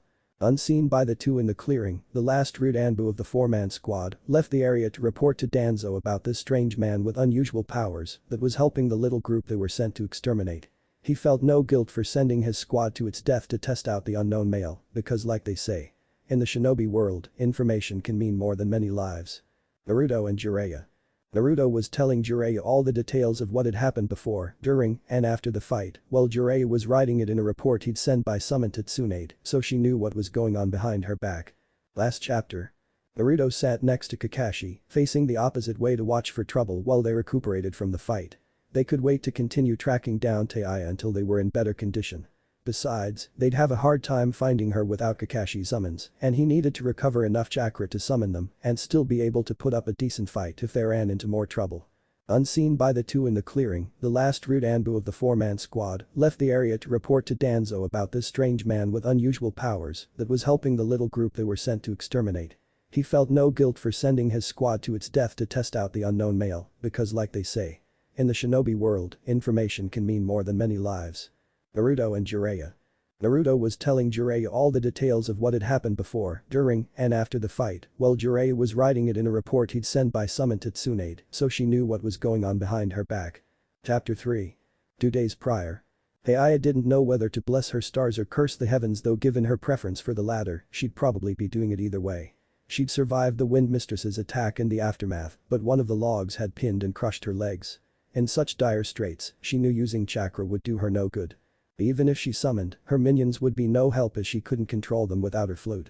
They'd just stand there and stare at her as she cursed at them for being so useless. Anything that came close enough for her to grab, she would grab it, kill it, and eat it raw. She'd always said she'd never eat bugs like they taught you to in survival courses, but she wasn't above that anymore. She was about to let another string of curses out to the heavens when a pair of shadows fell over her and she looked behind her to see them. Present time. And how's our little Riti doing today? The 30-something lady of the house Taiya was staying and asked. Fine, Mrs. Allard. It took a concentrated effort on Taiya's part to not swear up a storm these past 2 days, but this couple had taken her in and nursed her somewhat back to health, though there was little they could do for her legs. No use getting your hopes up for walking, girl. The Orochimaru team will recover from his body switch within the next week and then he'll realize he can still sense your seal. Then he sends his special forces out and it's bye-bye Taiya. Me and my husband are going out to get some things from a nearby town, but our son will be staying here to take care of you until we get back. You'll be okay with that, right, Taiya-chan? Taiya mentally grit her teeth, both at being called Chan and at the thought of spending a full day or two alone with the 10-year-old who kept trying, poorly, to hit on her, but forced a sunny smile and said, yep, no problems here. As she heard the door shut as they left, Taiya mentally braced herself for the tribulation she knew was quick in coming. Sure enough, not 10 seconds later she heard it. Hey, baby, believe in love at first sight. If not, I can always walk by a second time.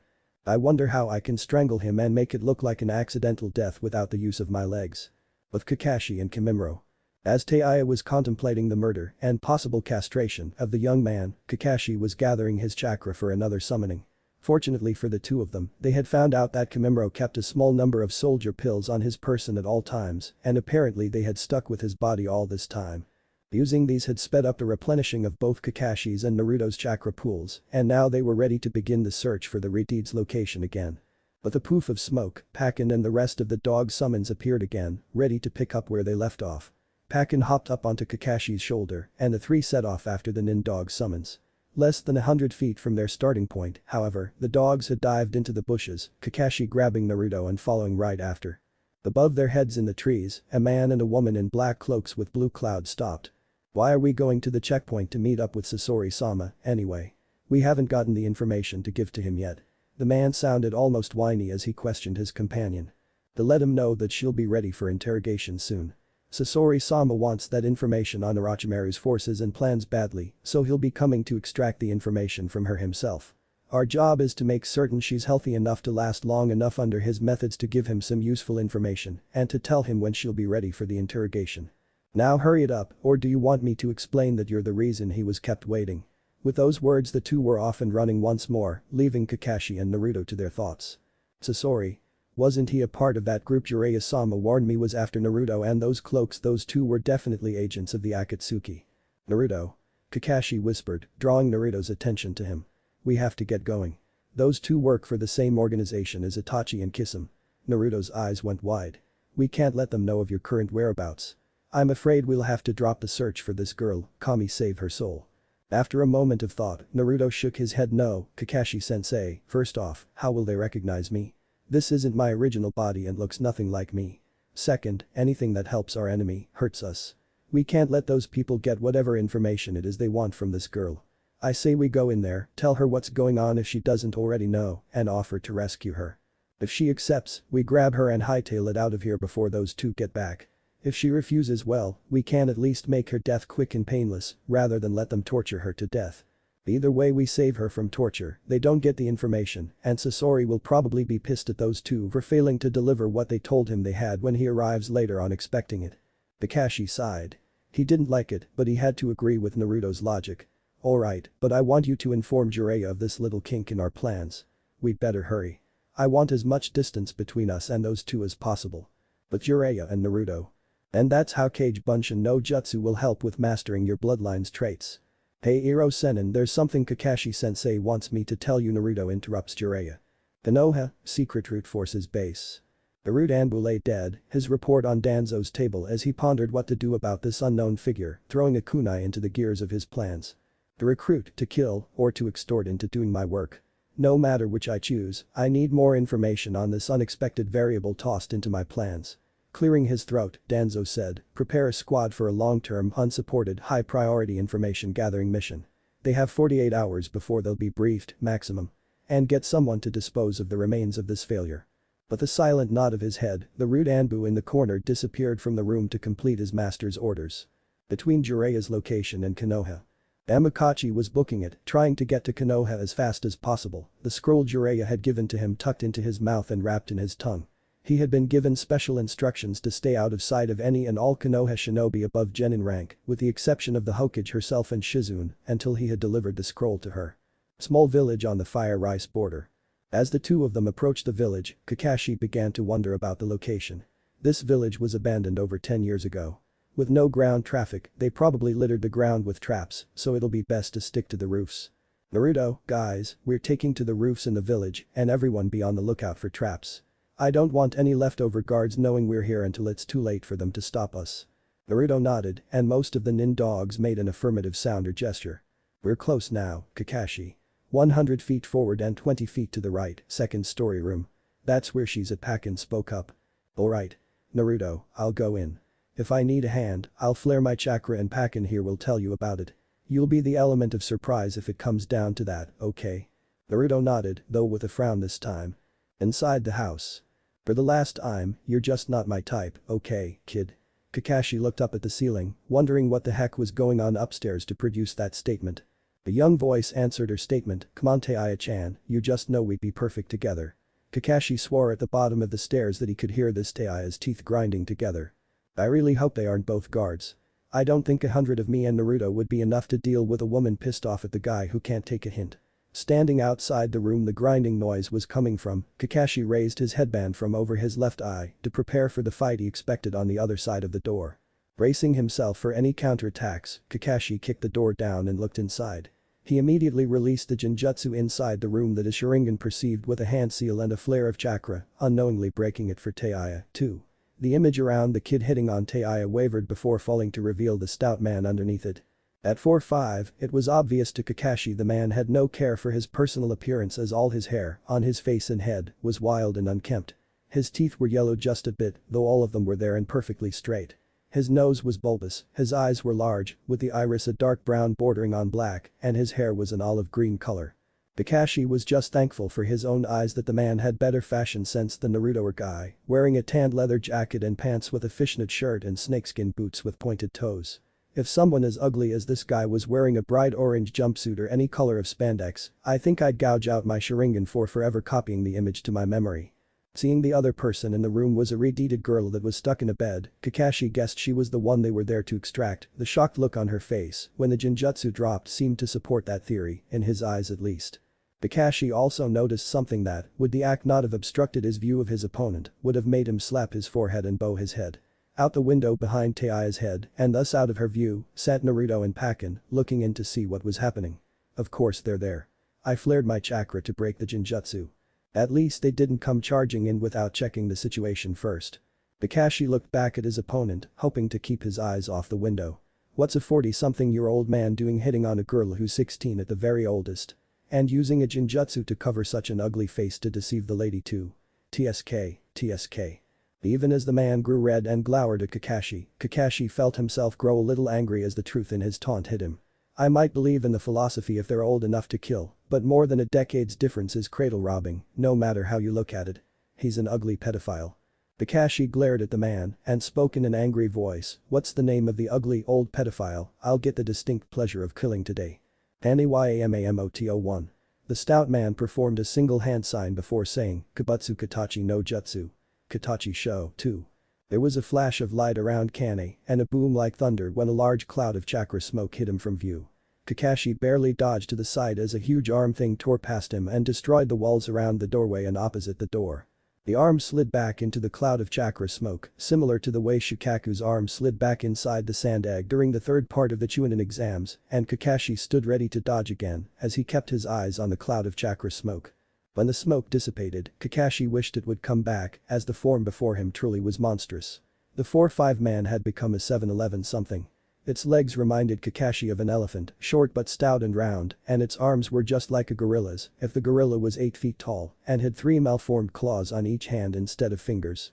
Its torso was wider than 2.5 times Kakashi's shoulder-to-shoulder width and was very well muscled, even having a 16-pack. The top of its large skull was flat, with the back broad and the front coming almost to a point, like a triangle pointing to what it was facing underneath the top of its skull. Kakashi couldn't tell if it had a face or not, since from the bottom of the front of the skull down and around to the back of the head was covered in hundreds of thin tendrils. The closest thing it had to a face was the 2 large holes, which Kakashi guessed to be nostrils, on top of its head. Kakashi was thankful to see a loincloth, as the thing was bad enough as it was. Its skin was hairless and oily looking, colored gray with spots of various sizes and shades of brown and green, while its bulging muscles seemed to crawl underneath the skin. The eye had gone pale. What the fuck is this? First the kid in room turns out to be a genjutsu, now the fugly old man who was hitting on me turns into this thing. I think I'll pass out if something else freaky happens. Naruto had eyes the size of dinner plates and his jaw was hanging open from his spot on the windowsill. But Jiraiya and Naruto fell from the limb he had resumed his squats on, the blow of the ground to his head, not breaking him out of his disgusted trance, as his mind attempted to process what his other set of eyes were telling him. Jiraiya wondered yet again what his student was reacting to. But Kakashi. As he dodged the powerful extended strikes from the thing that called itself Yamamoto, Kakashi remembered what he knew of the Kane clan and their Kekkei Genkai from the last great shinobi war. The Kane clan was native to Tsuchi no Kuni and hence a Wagakure no Seido. Minato-sensei supposedly wiped out their entire clan during the war, but I guess this one got away their Kekkei Genkai, Kabutsu Katachi, allowed them to assume a number of monstrous and inhumanly powerful forms. But he called this form one, either he hasn't achieved any other forms or he decided this was the best form for the situation. The sudden creaking of the ceiling and floor alerted Kakashi to return more awareness to his surroundings. Shimada. The roof's going to cave and the floor's going to drop out. He's taken out most of the wall supports on this floor trying to hit me. Pakken. Run interference. Kakashi shouted. Outside the window, Pakken and the other nin dogs heard Kakashi's call and Pakken said, Oi, Naruto. Break the top window pane for us. Thinking by us Pakken meant the 2 of them, Naruto busted in the glass of the top window pane, then prepared to leap in until Pakken used his face as a springboard to propel himself into the room. The rest of the nin dogs leapt from the roof across the street onto Naruto's face or chest to springboard through the broken pane, although the largest one widened the hole quite a bit, causing the room to creak more as it got closer to collapsing. Fortunately for Naruto, he had been holding himself to the windowsill with chakra, so despite the fact that the dog's use of his body as a springboard had him standing perpendicular to the wall, he didn't fall on the exploding tag traps liberally littering the ground around the house. Naruto practically fell in surprise, however, when his sensei came rocketing out of the hole where the window was with Taiya in his arms, one hand holding her face to his chest and the other arm doing its best to support her spine. As he passed over him, Kakashi shouted to Naruto, block for me. Standing upright and looking in the hole in the wall, Naruto saw what he was expected to block. The tendrils covering most of the thing's skull were shooting out and lancing the nin dogs while sparking with electricity. Seemingly in slow motion, as the last of the nin dogs poofed away to the summon plane, Naruto saw the tendrils point in their direction at Kakashi and Taiya behind him. Jumping back and twisting to face Kakashi, Naruto moved his arms, legs and tail into a position as widely spread as possible, then tried to shove chakra into and out of the bones in his 5 limbs to form a dish to protect the two from the onslaught. Before the tendrils reached Naruto, the dish had become wide enough to block all the attacks. Unfortunately for Naruto's absolute defense, he had failed to consider a major detail in his plan. His body he was used almost purely earth-based chakra and moves, including the bone manipulation it did, whereas the attack coming in was clearly using lightning chakra or something fairly similar. What Naruto failed to realize, probably because no one ever told him the fact and Kakashi overlooked, was that lightning trumps earth. Every time. Naruto-kun. Brace yourself for a lot of pain. He heard and barely registered Kyuubi's voice before it hit. Kakashi watched as the second body of his student was skewered by seemingly hundreds of spear-like tendrils and then electrocuted through them. He watched the muscles convulse and smelt burnt flesh while the electricity arced so intensely it was making blinding flashes. Then he watched as the body fell, thankfully not landing on any tripwires to trigger the explosive traps below. With Jiraiya and Sakura looked on, one in pained understanding and the other in near panicked worry, as Naruto convulsed in a silent scream on the ground. Sakura looked up to Jiraiya wide-eyed. "Jiraiya-sensei, what's happening?" Jiraiya knew his answer wouldn't be easy to hear, but expected his apprentice to be able to bear hearing it. Naruto's second body is experiencing an agonizing mortal wound or death. Sakura inhaled sharply as the rest fell into place. Nonetheless, Jiraiya continued to speak, his saddened eyes looking at Naruto's still convulsing body. This is the greatest, and yet the least considered, weakness of the Rinnegan. The bearer experiences everything the other bodies experience. That's also the reason why Cage Bunshin were designed to not return information if they were killed by either wounds or chakra exhaustion. If they did, the user of the technique would experience the pain of dying like Naruto is. They continued to look on as Naruto's convulsing slowed to twitching and then heavy breathing, his eyes staring emptily into space as his mind tried wrapping around what he just felt. Jiraiya shuddered at his thoughts, but what kind of agony could do this to the boy who shrugged off the pain of a Chidori through the chest to yank the arm out of himself? With Kakashi. As Kakashi watched the tendrils that skewered Naruto turn to dust, he heard the sound of heavy footsteps from the hole in the house and he looked up to see the source of the noise. The thing, fully visible through the hole that had been expanded further by the last barrage of tendrils, was pulling back its fist, preparing to launch another extending punch. Kakashi, still midair, had no way of dodging it in time and both hands were occupied with the young girl who was looking down at the regenerating Kimimura with shock, so he practically rejoiced at the next sound he heard. Crack. With one outside wall and both internal walls virtually destroyed, there simply wasn't enough support for the room, especially with the massive creature in it.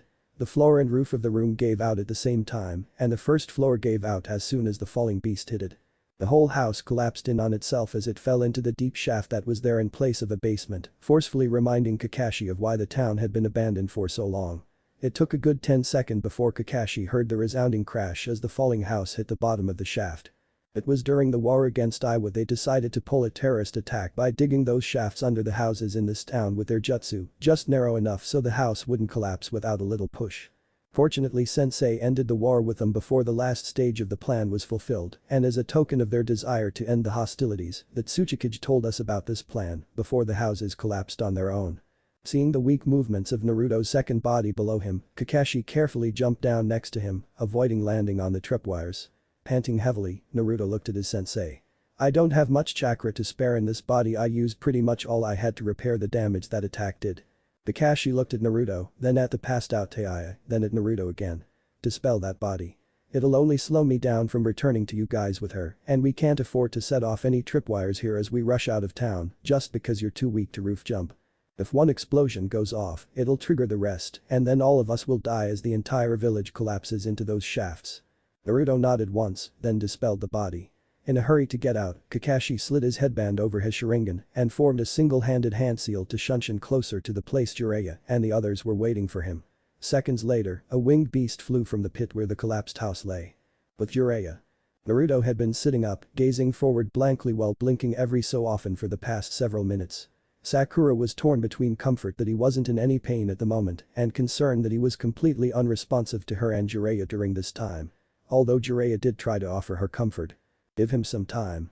He's trying to cope with the mental strain of the agony he just endured. He'll come around in a little while.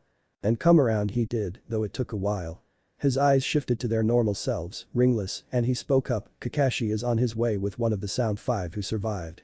My other body exhausted its chakra supply repairing itself, so I had to send it back into wherever it goes when not in use to recover its chakra. Jiraiya nodded his head, expecting what he was hearing, but Sakura was practically freaking out. This was the first she'd heard of the surviving Sound 5 member. The same Sound 5 that helped Sasuke get to Orochimaru and, by extension, were responsible in part for Naruto's banishment. The same Sound 5 that put Neji, Kiba, and Choji in the hospital. Fortunately, Naruto and Jiraiya noticed her near meltdown state and decided to inform her of the facts that had led them to the decision they had come to regarding the girl. Having successfully stopped a class 4 panic attack, Naruto looked at Jiraiya, his eyes starting to mist, and asked the question, why didn't you warn me about the danger of dying like that? I honestly didn't expect you to experience it so soon, I was planning on telling you later about that danger. Jiraiya sighed before he continued the rest in his mind, least of all did I expect you to experience something that would make you scream in agony. The group sat in silence for a while, awaiting Kakashi's return to the group with his unconscious passenger. Near Konoha. Amokachi was dodging left and right while heading towards the main gate of Konoha, Rude Anbu in hot pursuit and throwing kunai to try and dispel the summon. As it neared its goal, it was cut off by a root who swooped it up. Rather than risk the scroll being plucked from his mouth, Amokachi dispelled himself. With Jiraiya. Kakashi, with a still unconscious Taiya in his arms, finally made it to the group with Jiraiya. Set her on the ground so I can check her injuries over. Jiraiya told Kakashi, using his serious voice. As Kakashi laid Taiya gently flat on the ground, Naruto piped up a question. Oi, Iro-senin. I didn't know you were a medic nin. I'm not, but you don't participate in a couple major and minor shinobi wars without picking up some basic medical knowledge. I have enough experience with injuries that I should be able to determine just how bad hers are. Jiraiya ran his hands gently over Taiya's legs and hips, checking carefully for broken bones. As he finished checking how badly her legs were messed up, Taiya started to stir. Rise and shine, kid. At the sound of an unfamiliar man's voice, Taiya's eyes shot open. Looking up at the white-haired man, she saw the kanji for oil on his headband and sagged. Looking around her, she saw Hada Kakashi, the orange-wearing Gaki from her last mission, and a pink-haired Kunoichi wearing the leaf headband. So, this is how it goes down. Taken by fucking tree huggers to be tortured for information on the bastard who'll kill me as soon as he realizes I'm still alive. Taiya looked almost broken as she said this, not even putting up a token resistance. Naruto, not being one to let people who weren't his enemy suffer if he could help it, decided to break her funk. Oi, what are you talking about? We aren't going to interrogate you. And how's he going to find out you're alive if he doesn't already know? Those Akatsuki agents we saved you from sure weren't going to tell him, and no one here is exactly on friendly speaking terms with him, either. Akatsuki agents? What the hell are you talking about, fucknut? Kakashi decided to jump into the conversation before Naruto could jump into an insult contest with Iridid. The people keeping you in that house were agents of an organization called the Akatsuki, specifically under Akasuna no Sasori. Sasori has an especial hatred for Orochimaru, so he was going to come and personally torture information out of you about him once his agents got you healthy enough to survive the torture long enough to give him some useful information. Taiya paled at this. Oh, she gulped. Well, in about a week, the bastard will have regained enough strength from switching bodies to be able to sense those of us he marked from a distance. So he'll realize I'm still alive and send a team to dispose of me for being weak. Although given that Kimimaro saw me not that long ago, he'll probably know sooner if he doesn't already. Naruto scratched the back of his neck and smiled nervously. Actually, that wasn't Kimimaro. Taiya rolled her eyes, sure, fucknut, then who was it, you? Actually, yeah, Taiya-san. Taiya gave him a weird look, so rather than giving a long-winded explanation, Naruto just pushed chakra to his eyes and muttered, the first path of sacrifice. Taiya gaped at the figure the smoke revealed to her. What the hell? It's part of my Kekkei Genkai, we'll explain later cause it takes a long time to say it all, and I think we're running a little tight for time anyway. Naruto looked at Kakashi as he said the last part, and both Kakashi and Jiraiya nodded in acknowledgement of what Naruto was saying. Jiraiya cleared his throat to get her attention as Kimimaro poofed back out to finish refilling his chakra pools, then he spoke. Since we're short on time, I won't skirt around on saying it like it is. You have two choices now, come with Naruto or die here. Taiya didn't know how to react to that, but she just blinked before she said, either way I'll die. Orochimaru will come for me, and… No. I can seal off your curse seal so he can't sense it unless you're within 10 feet of him, and at that close he'd sense you anyway. Taiya looked thoughtful, considering a continued life. I'd still be a cripple. Kakashi sighed, then pulled out a kunai. Well, if you want to die we can at least make it quick and relatively painless. Kid, don't let him kill her yet, I have an idea that may help. But she has to accept the risks first. Naruto quickly shoved his way between Kakashi and Taiya, preventing Kakashi from killing Taiya, who had tilted her head back and closed her eyes in acceptance. Everyone looked at Naruto slightly surprised, although Taiya's look was more like what the hell do you think you're doing? Kyuubi says she's got an idea. While I meditate to talk with her about it, why doesn't Hiro-sennin go ahead and take care of Taiya's curse seal? Fine, Gaki, Jiraiya made a shooing motion to Naruto and Kakashi, you two go a ways away for right now, in case the young lady's curse seal is in an embarrassing place. How do we know you're not going to do something perverted to her if it is, Hiro-sennin? Naruto poked at Jiraiya's back. Why do you think I'm having Sakura stay right here, Gaki? At this Naruto calmed a bit and went to join Kakashi a ways down the road. Although Taiya had caught on to what was being implied and was now looking at the white-haired Sannin with a good deal of caution. She looked at the pink-haired Kunoichi and said, if he does something perverted to me, promise you'll help restrain him while I perform the castration. Sakura nodded as Jiraiya sweat dropped, while in his mind he trembled and covered his most prized possession. Jiraiya sat next to where Taiya laid and directed Sakura to sit opposite him. Sakura, pay close attention to what I do, because you are my apprentice, and I expect you to be able to do this as well someday. Sakura nodded and Jiraiya continued, so, Taiya-san, where is that curse seal at? Naruto's mindscape. So? What's this idea to help Taiya out and what are the risks she'll have to accept? Naruto said. The plan is simple. I'll do something similar to her that I unintentionally did with Kamimuro's body. With your permission, I can pump my Yaokai out of you and into her curse seal. This will instantly break her curse seal's connection with Orochimaru, just like it did with Kamimuro's, and by manipulating the Yaokai I put in the curse seal, I can repair virtually any damage in her body, including everything in her legs. However, Kyuubi paused as though considering how to put the next part. Well, what's the bad news? It all sounds good so far. After this is done, her curse seal will fuse into her. Most likely, this will give her the same advantages as Kamimuro's old body now has. The bonuses of curse seal level 2 are permanently hers without the stamina drain or breakdown of her mind and soul, but she'll also be permanently stuck in that form.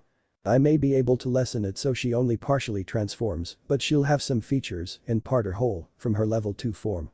Also, when we do this, the backlash of the broken bonds will let Orochimaru know she is still alive, even in his current weakened state, but he won't know where she is, or even if she survived after the bonds were snapped.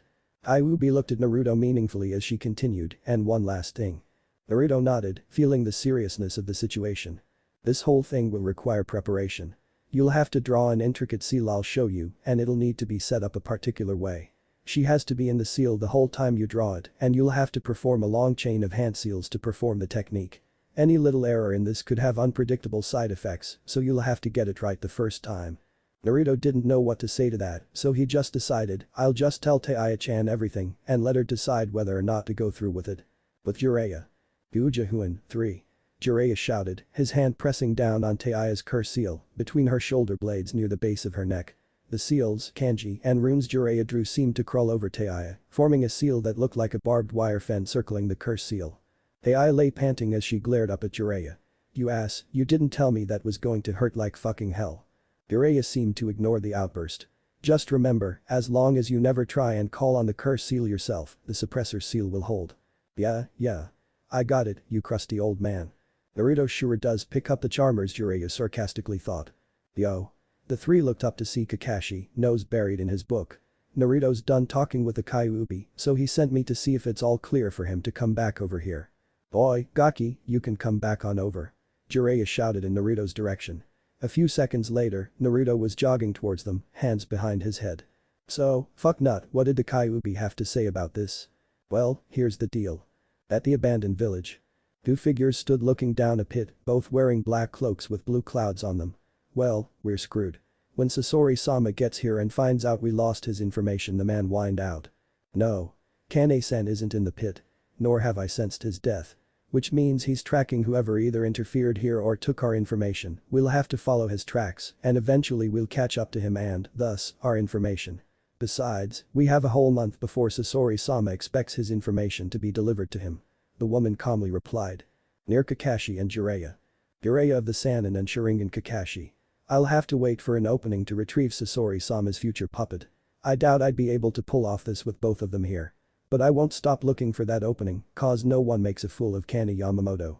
The metamorph thought as he watched a group of shinobi and his target from a hidden spot in the trees through a spyglass. With Jiraiya. So, Taiya-chan, that's how it's gotta be. You don't have to decide right now, you could come with us and think about it before deciding. Naruto said. I think I will, fucknut. While their conversation was going on, another conversation between Jiraiya and Kakashi was taking place. Jiraiya-sama, does it matter how badly decomposed the body is? For the Rinnegan, you mean? Kakashi nodded. As long as you have either eye sockets or eyeballs for the Rinnegan to match a gaze with, the rest of the body's condition is inconsequential. In that case, if you are going on that body collecting trip to help Naruto, I've got a suggestion for some useful ones in Nami no Kuni. Oh? Do tell.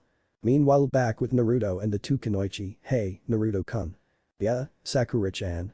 Jiraiya mentioned that Kakashi was returning to Konoha soon and that it would be our last guaranteed chance to get letters to people in Konoha. We should write them something while we have the chance. Naruto slumped down and pulled writing materials out of his pack. His tongue rubbing his upper lip in concentration, Naruto began his letter. Dear Ba-chan. Half an hour later. Kakashi stood before Jiraiya, Naruto, Sakura and Taiya, the message scroll from Jiraiya and the letters from Sakura and Naruto tucked safely in his pouch, the spot he usually reserved for his Icha Icha Paradise book. Well, best of luck, all. Wish me a safe trip home.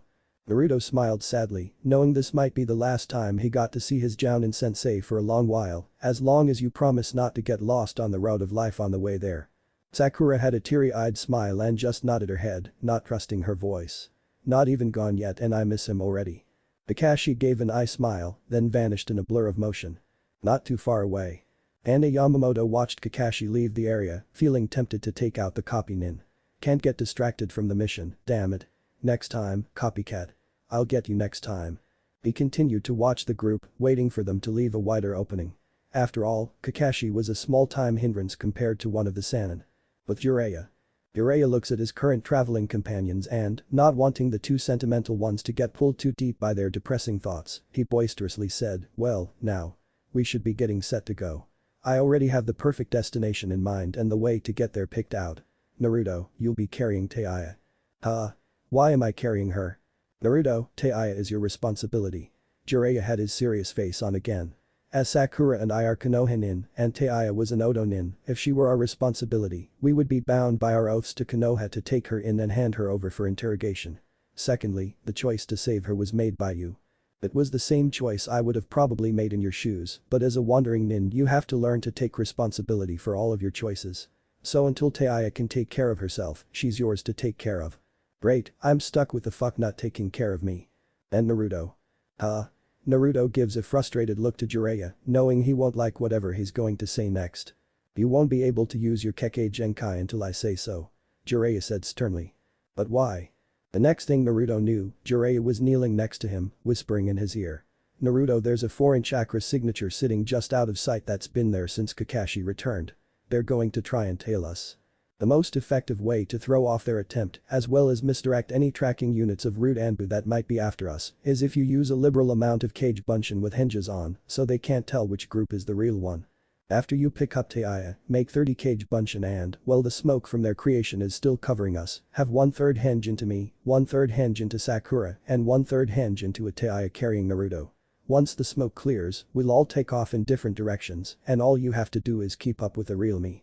Why don't you just shunshin us out of here? Naruto whispered back. The shunshin would put distance between us and this tail, but then he'd just have to find one trail again to find us. If he follows the wrong group, he'll have to backtrack, guess which of the remaining sets of tracks is the right one, then follow it to see if it is. Naruto nodded, stepped over to Taiya and shrugged off his backpack before handing it to her. Then he got down so she could wrap her arms around his neck while he held her splinted legs to support her weight. Then he stepped next to Jiraiya and Sakura and, with some difficulty, formed the familiar cross-shaped hand seal, making 30 cage bunshin. As they performed the henge, Naruto felt Jiraiya grab his shoulder and perform a shunshin under the cover of the chakra smoke. Reappearing over 200 yards from the massive cage bunshin, Jiraiya had them wait until he sensed the foreign chakra signature following after one of the false groups. Finally satisfied that no one else would be following right behind them, he signaled the group to start moving out of the heavy bush and onto the road. In Konoha. Of the 21 shinobi in Kunoichi gathered at the training ground frequented by Team Guy, only 2 knew what they had been gathered here for: Tsunade and Shizune. The others, Teams 8 and 10, Guy's team, Iruka, the Konohamaru Corps, and the Suna siblings, who were still waiting to talk with Naruto before they departed for back home, were all wondering why the Goddamn Hokage had requested they all gather here. For those who are wondering why you're here, it has to do with Naruto. Since you all have had some positive contact with him, I figure it's only fair you be told what has been done to him. These words coming from Tsunade brought a hushed silence from the crowd that had been milling about previously. She then proceeded to explain Naruto's situation, leaving out any parts referencing Naruto as the Jinchuriki of the Kyuubi. Needless to say, it was not a happy crowd that was assembled. This isn't right. Naruto practically kills himself for them, and they throw him out like a used bone. Kiba was seething with his teammates. Naruto-kun, I never got to tell you. Hinata collapsed into Shino, silent sobs racking her body while she tried to hide her face in his coat. Shino wrapped an arm around Hinata to softly pat her back. Although he said nothing, the agitated buzz of Shino's colony said it all about the degree to which he was upset. Because I wasn't strong enough to provide more help and a better plan, not only did I almost lose Choji, but Naruto is practically lost to us now, Shikamaru thought. His face set itself in a firm scowl. I can't afford to laze around anymore. I'll have to take up training to be a greater shinobi. For my friends. I can only imagine how Sakura must feel to lose both of her teammates in such a short time and be unable to do anything about it. Maybe it's time I brought back my friendship with her. Naruto, my fellow ramen connoisseur, I'll miss the deeply philosophical talks we had at the ramen stand. I'll have to triple my ramen consumption just to help make it up to the Ichirakus. I vow to do that for you. It is unyouthful how this village has attempted to put out Naruto-kun's burning flames of youth. Yet I hold out hope, for Naruto's flames of youth burn brighter than all of ours. His flames of youth cannot be put out. Yosh. Lee's pupils were burning brightly with their own flame as he finished yelling his speech loud enough for the whole crowd to hear it. I cannot help but think that this is fate. Yet, I refuse to believe that this will crush you, Naruto. You're the one who will take your fate and make it work for you. Show us all. Overcome your fate. Niji's face was in a scowl, his eyes practically having a fire like Lee's with their intensity. He moves so many of his peers and even Tsunade-sama. It makes me wish I had taken the time to get to know him myself no more. I'll pay more attention to, cherish those who are around me. I don't want to regret not getting to know anyone else while I had the chance. Lee Niji, her teammates looked at her as she spoke. I think it would be a good idea if we spent time with what's left of the Rookie 9. They nodded their assent. Gura and I watched the genin around her react to the news, uncertain whether she was more sad or proud. This feeling of family. This is what makes Konoha strongest of the Great Five. And the village is trying to tear this apart for the false strength the Uchiha might have brought and their paranoid fears. Old man, Asuma mumbled, sorry I couldn't look out for him like you would have. I just hope you aren't having to watch this happen to the village you died for. That one in the springtime of youth should be denied the renewing of their flames of youth by the very ones they burn with youthfulness for. The travesty. Guy whispered with such intensity that those present thought he might have snapped. The trio known as the Konohamaru Corps was in a huddle, hiding the fact that they were all in tears at the crushing news. Boss. Hankuro and Tamari looked at their youngest sibling, his eyes having picked up that homicidal stare, with some sand picking up in the air behind him. It reminded them of when he was younger and, inevitably, who the reason was that they no longer need fear that look. Hankuro put his hand on Gaara's left shoulder and gave a comforting squeeze. It snapped his brother out of his psychotic glare. Tamari placed her hand on his other shoulder and smiled sadly at him. The sand quieted down. Let's go home, Gaara. Maybe we'll see him soon and can give him a warm welcome, Kankuro said. So he knows he still has precious people somewhere out there, Tamari said. Yeah. Let's head home. With a swirl of sand and wind, the Suna siblings appeared at the east gate of Konoha. Which they departed for Suna through. Iruka and Shizune stood hugging, both silently letting tears fall for their lost little brother.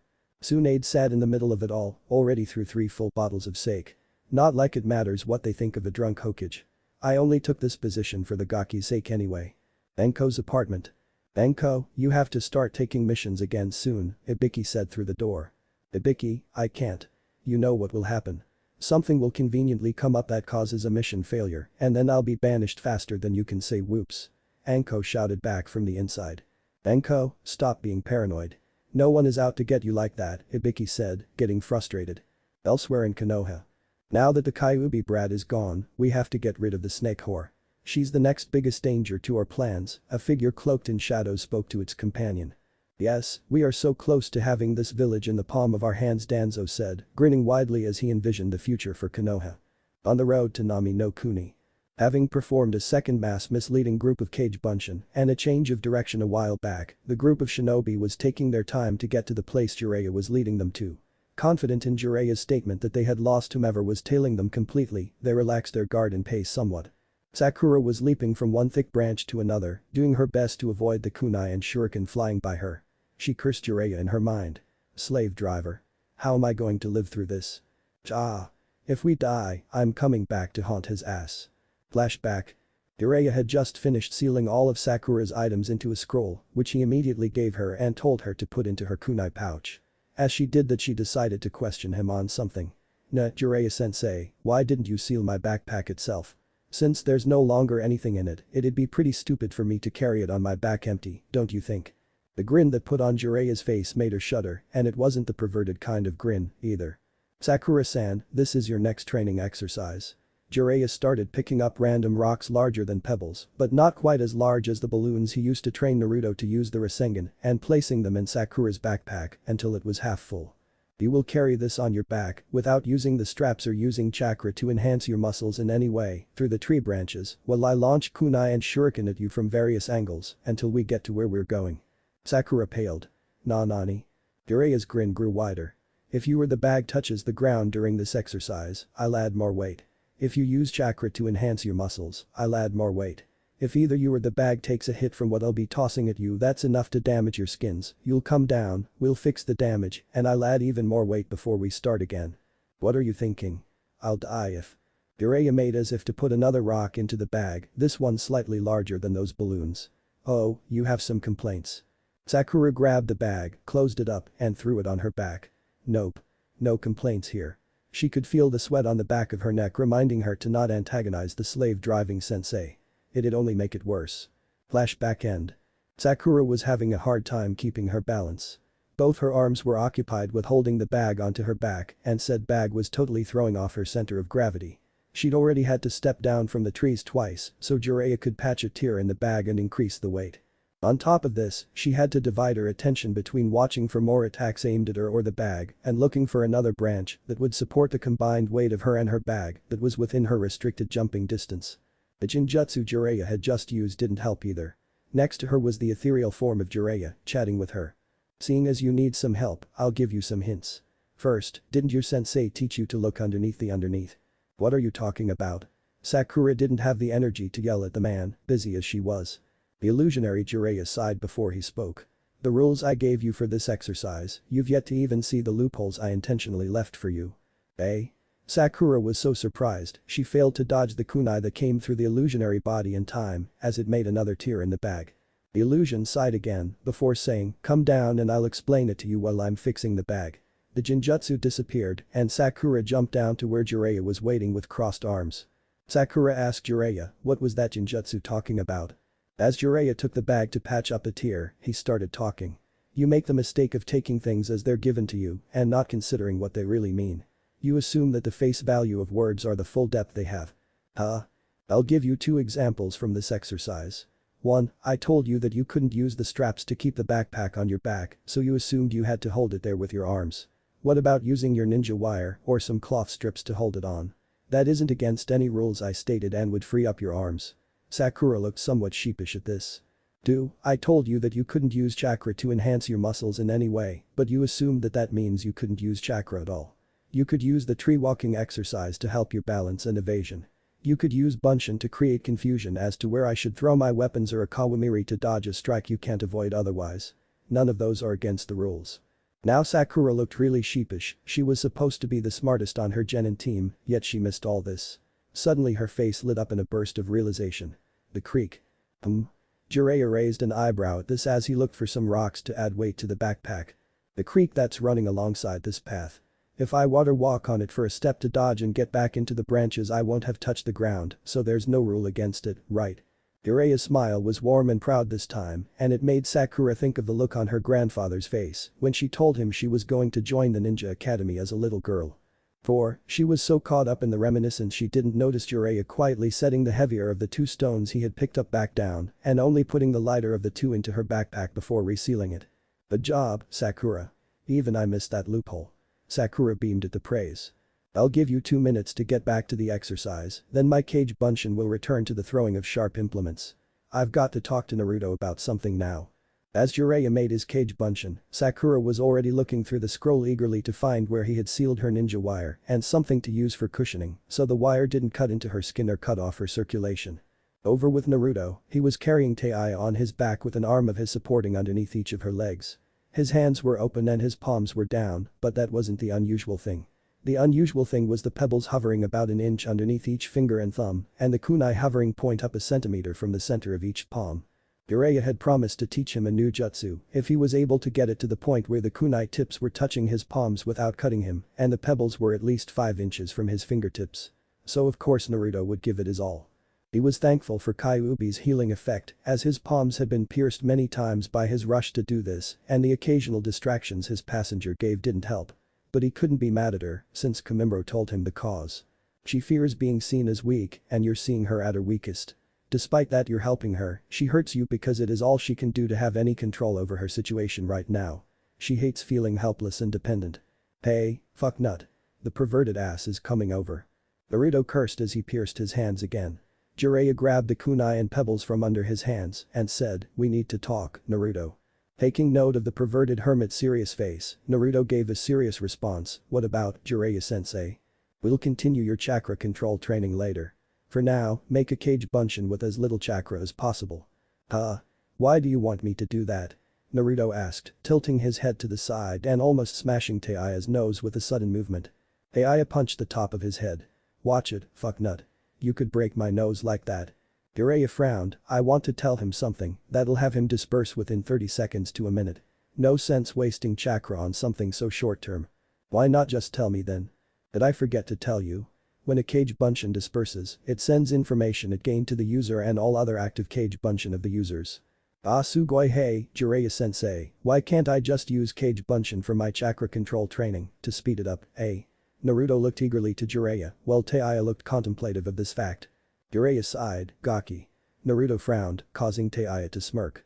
Chakra control is inversely proportionate to maximum chakra capacity of your body.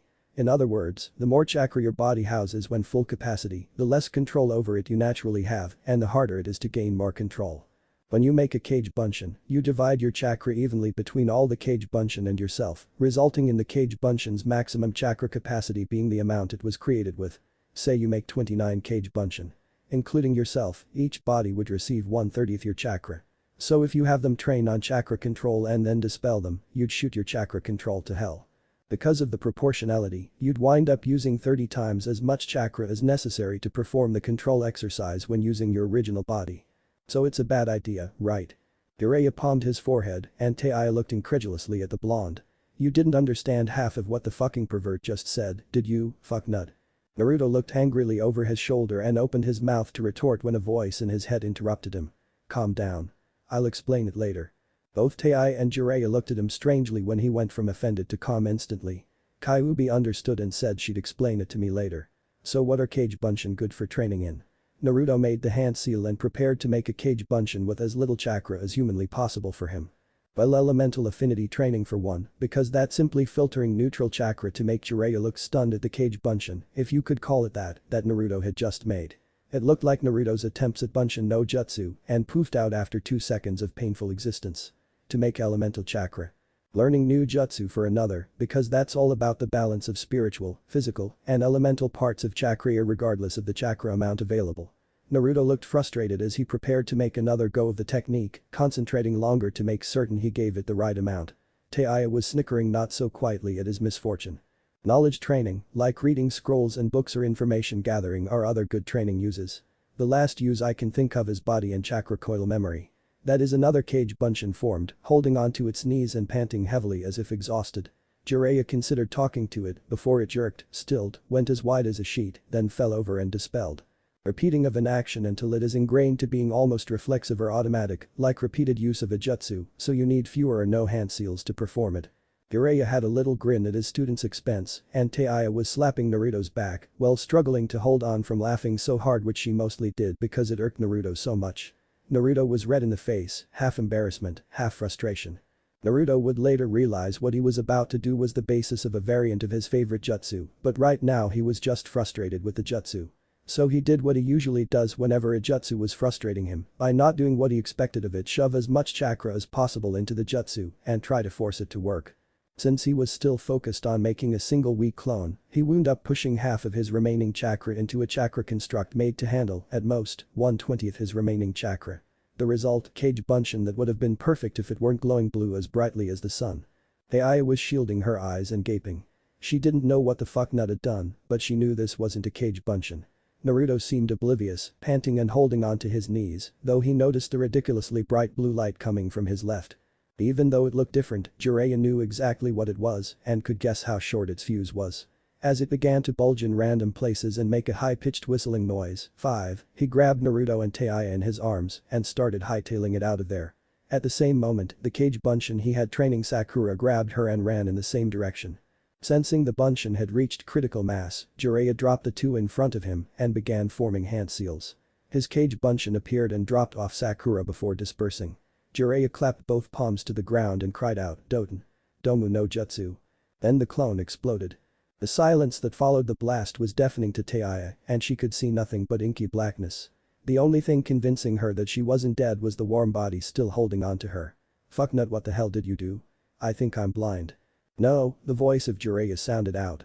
The dome of compressed earth pulled back into the ground, letting sunlight reach them again. "You're not blind." That was a very poorly done Cage Bunshin Ibukuha, though only the Gaki could do something like that on accident. Looking back toward where the clone had been, they see a crater with a 20-yard radius, themselves only being about 5 feet from the edge, and another 30 yards of devastation all the way around that. Thank Kami I got that off as quick as I did. A second later and we'd all be as good as dead, well, maybe not Naruto, but only because of Kyuubi's regeneration. We're safe." Naruto's relieved smile was exchanged for a grimace of pain as he reached up to hold his head. "Fuck Nut, you almost killed all of us." Taiya raised her free fist to strike him again, but someone caught that arm. "Taiya-chan." Taiya flinched. That tone of voice, coming from a Sannin, was not something she wanted directed at herself. "Don't hit Naruto again. He's taken enough heat and pain for things that aren't his fault, so I don't want you giving him more of the same for an accidental mistake that won't repeat itself. Naruto, make a normal Cage Bunshin when you feel up to it. Better to waste some chakra than to have a repeat. For now, let's all make haste towards our destination and put off further training until we get there." After another 5 minutes of hastened walking, Naruto had made the Cage Bunshin, so Jiraiya could send his message to Naruto's other Cage Bunshin. Jiraiya told it, "If you've passed through or by a village, backtrack to Ihenjida civilians, go into any library in the village or town, and read up on as much civilian trade skills as you can. When you have about 10 minutes of chakra left, go one at a time into unobtrusive areas of town and dispel yourselves. Do not dispel yourselves all at once, or Naruto will collapse and black out from an overload of information." Ai watched as the Cage Bunshin dispelled itself to send the message out, and she thought to herself, how bad could this happy-go-lucky freak have had it? Even though he's a Jinchuriki, he isn't insane like that Gaara kid, so I doubt he had it as bad as him. Hell, I probably had it fucking worse than this kid. When Orochimaru found me in that village I was born in, I was eating out of the trash and stealing to survive. When he offered me a better life, I jumped on board, no questions asked. I wound up trading one bad life for another, just a change of what was bad about it.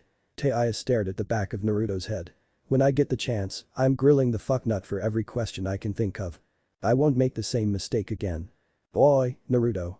Naruto looked up at Jiraiya's contemplative voice, waiting for him to continue. What's your goal going to be? Huh? What do you mean? Sakura and Taiya looked over at the two, the former guessing immediately where this was going and the latter listening intently.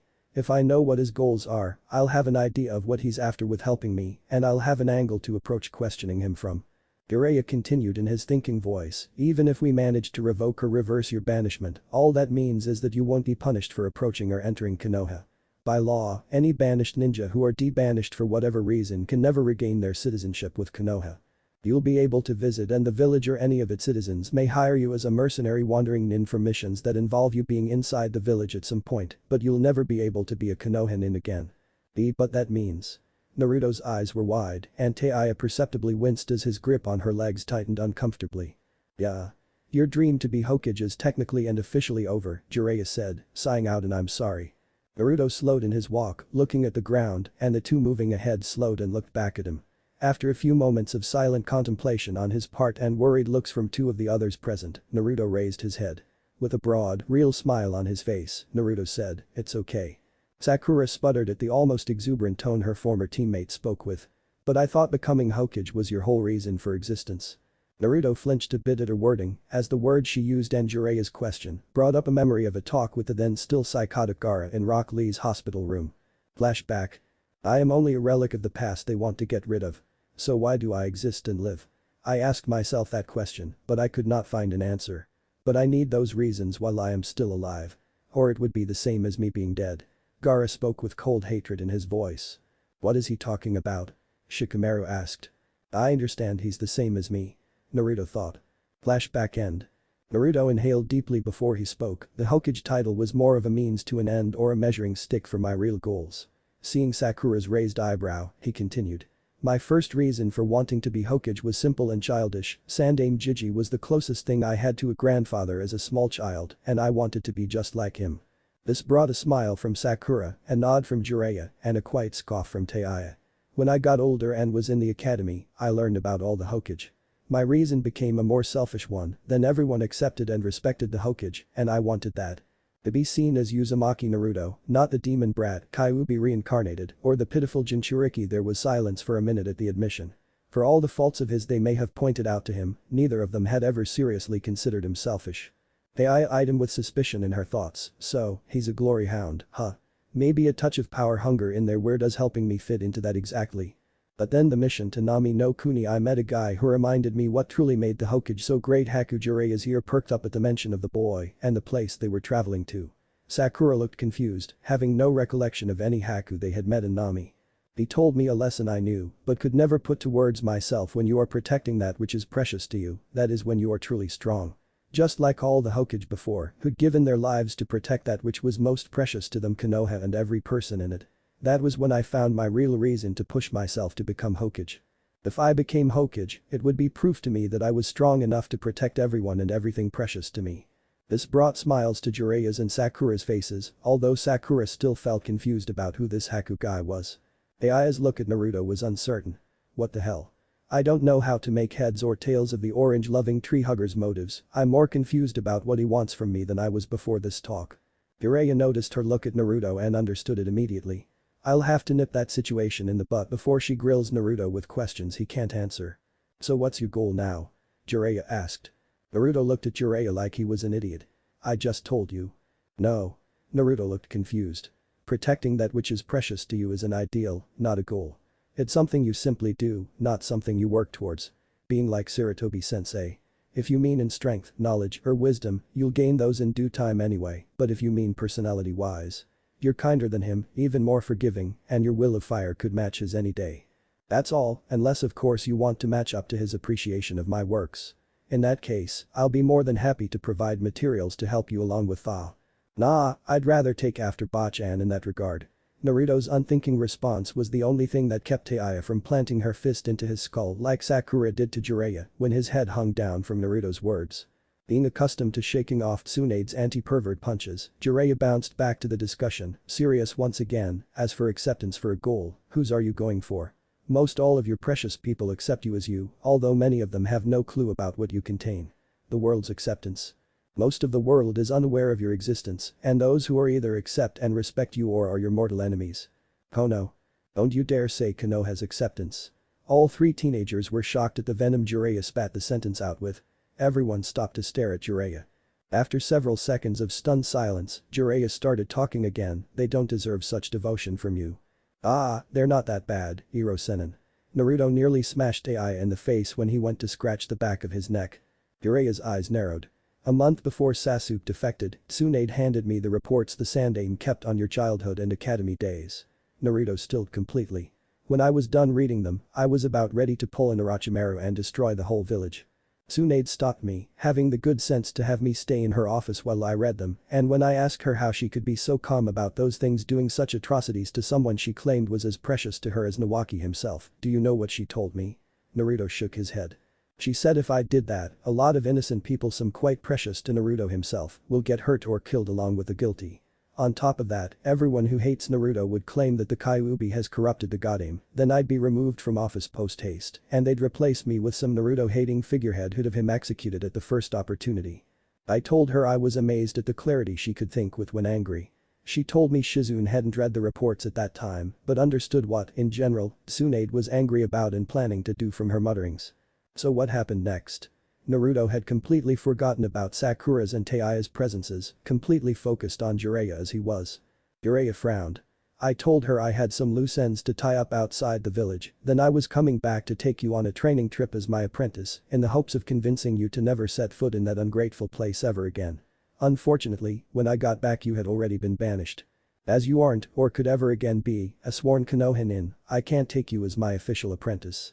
Jiraiya kneeled down to look Naruto eye to eye and put his hands on Naruto's shoulders. Don't get me wrong, I don't want you to be Konoha's sworn enemy. But I also don't want to see you dead by some Konoha with a foolish grudge or a paid mission to kill you Black Ops style, who's able to stab you in the back because you automatically trust anyone wearing a leaf on their forehead. As much as it may pain you, don't consider yourself of the leaves anymore. I don't want to see you literally dying for acceptance. Naruto gave a shaky nod, uncertain what it was he was supposed to aim for now and unsettled by his sensei's speech. Teiya was reconsidering her earlier thoughts about how tough he had it growing up. How fucked up was it to make the Jiraiya of the Sannin consider going rogue and traitor all over their asses, almost without a second thought. Sakura was wondering over how little she actually knew of her former teammate.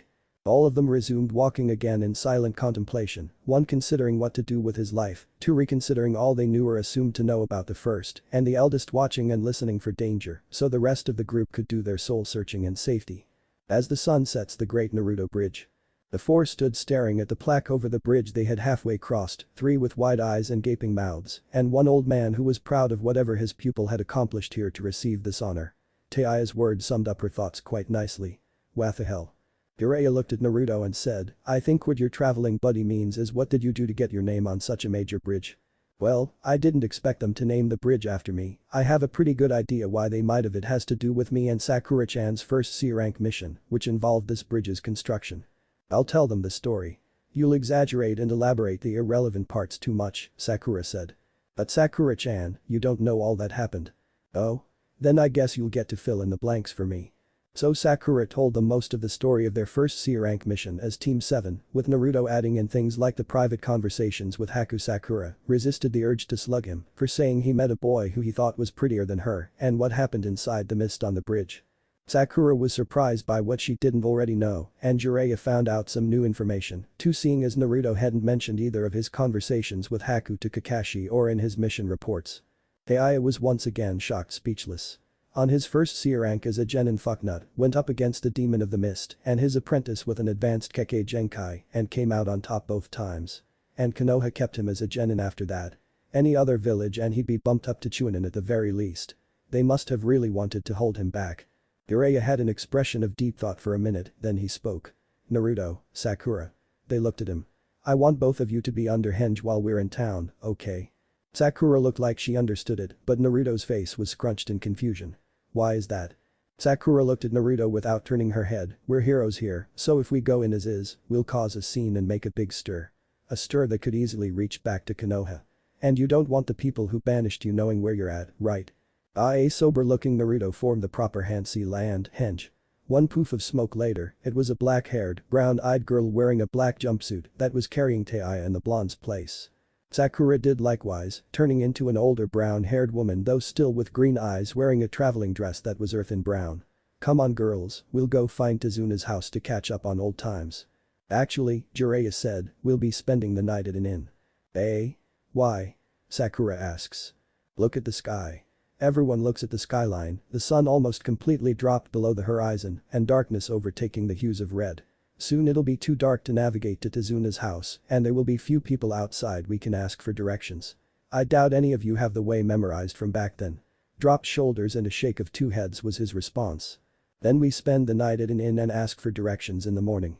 The group continued across the bridge to the trading village on the other side and then began to wander the streets looking for an inn. Pointing from over Naruto's shoulder, Teiya said, there, that one'll do. Looking where she was pointing, Naruto saw a wooden sign hanging out over the streets, the words the fisherman's inn surrounding the carving of a fish's skeleton. I don't know, his voice came out higher and smoother than normal. Looks pretty fishy to me. The other three sweat dropped at the horrible pun. Well, I don't care, I'm beat, Taiya said. Naruto bit his lip to keep from saying anything about him being the one who should be tired from carrying her around most of the day and her just lazing around the whole day. Somehow he knew that comment would get him hit. It's as good as any place else right now, Jiraiya shrugged as he said. Though it lacks the facilities I usually prefer at places I stay for the night, but if I suggest that, these two women will castrate me in the blink of an eye. The group walked into the lit entrance lobby and walked over to the counter with the woman behind it. Can I help you?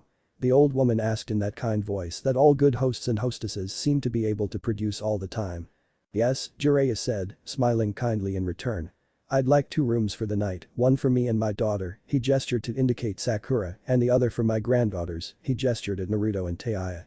Oh, my, the woman said, worry in her tone, what happened to the poor dear's legs? Don't worry, she'll be fine until tomorrow. Jiraiya said, sweating at the thought, I can't believe I forgot to make up a convincing cover story for her legs.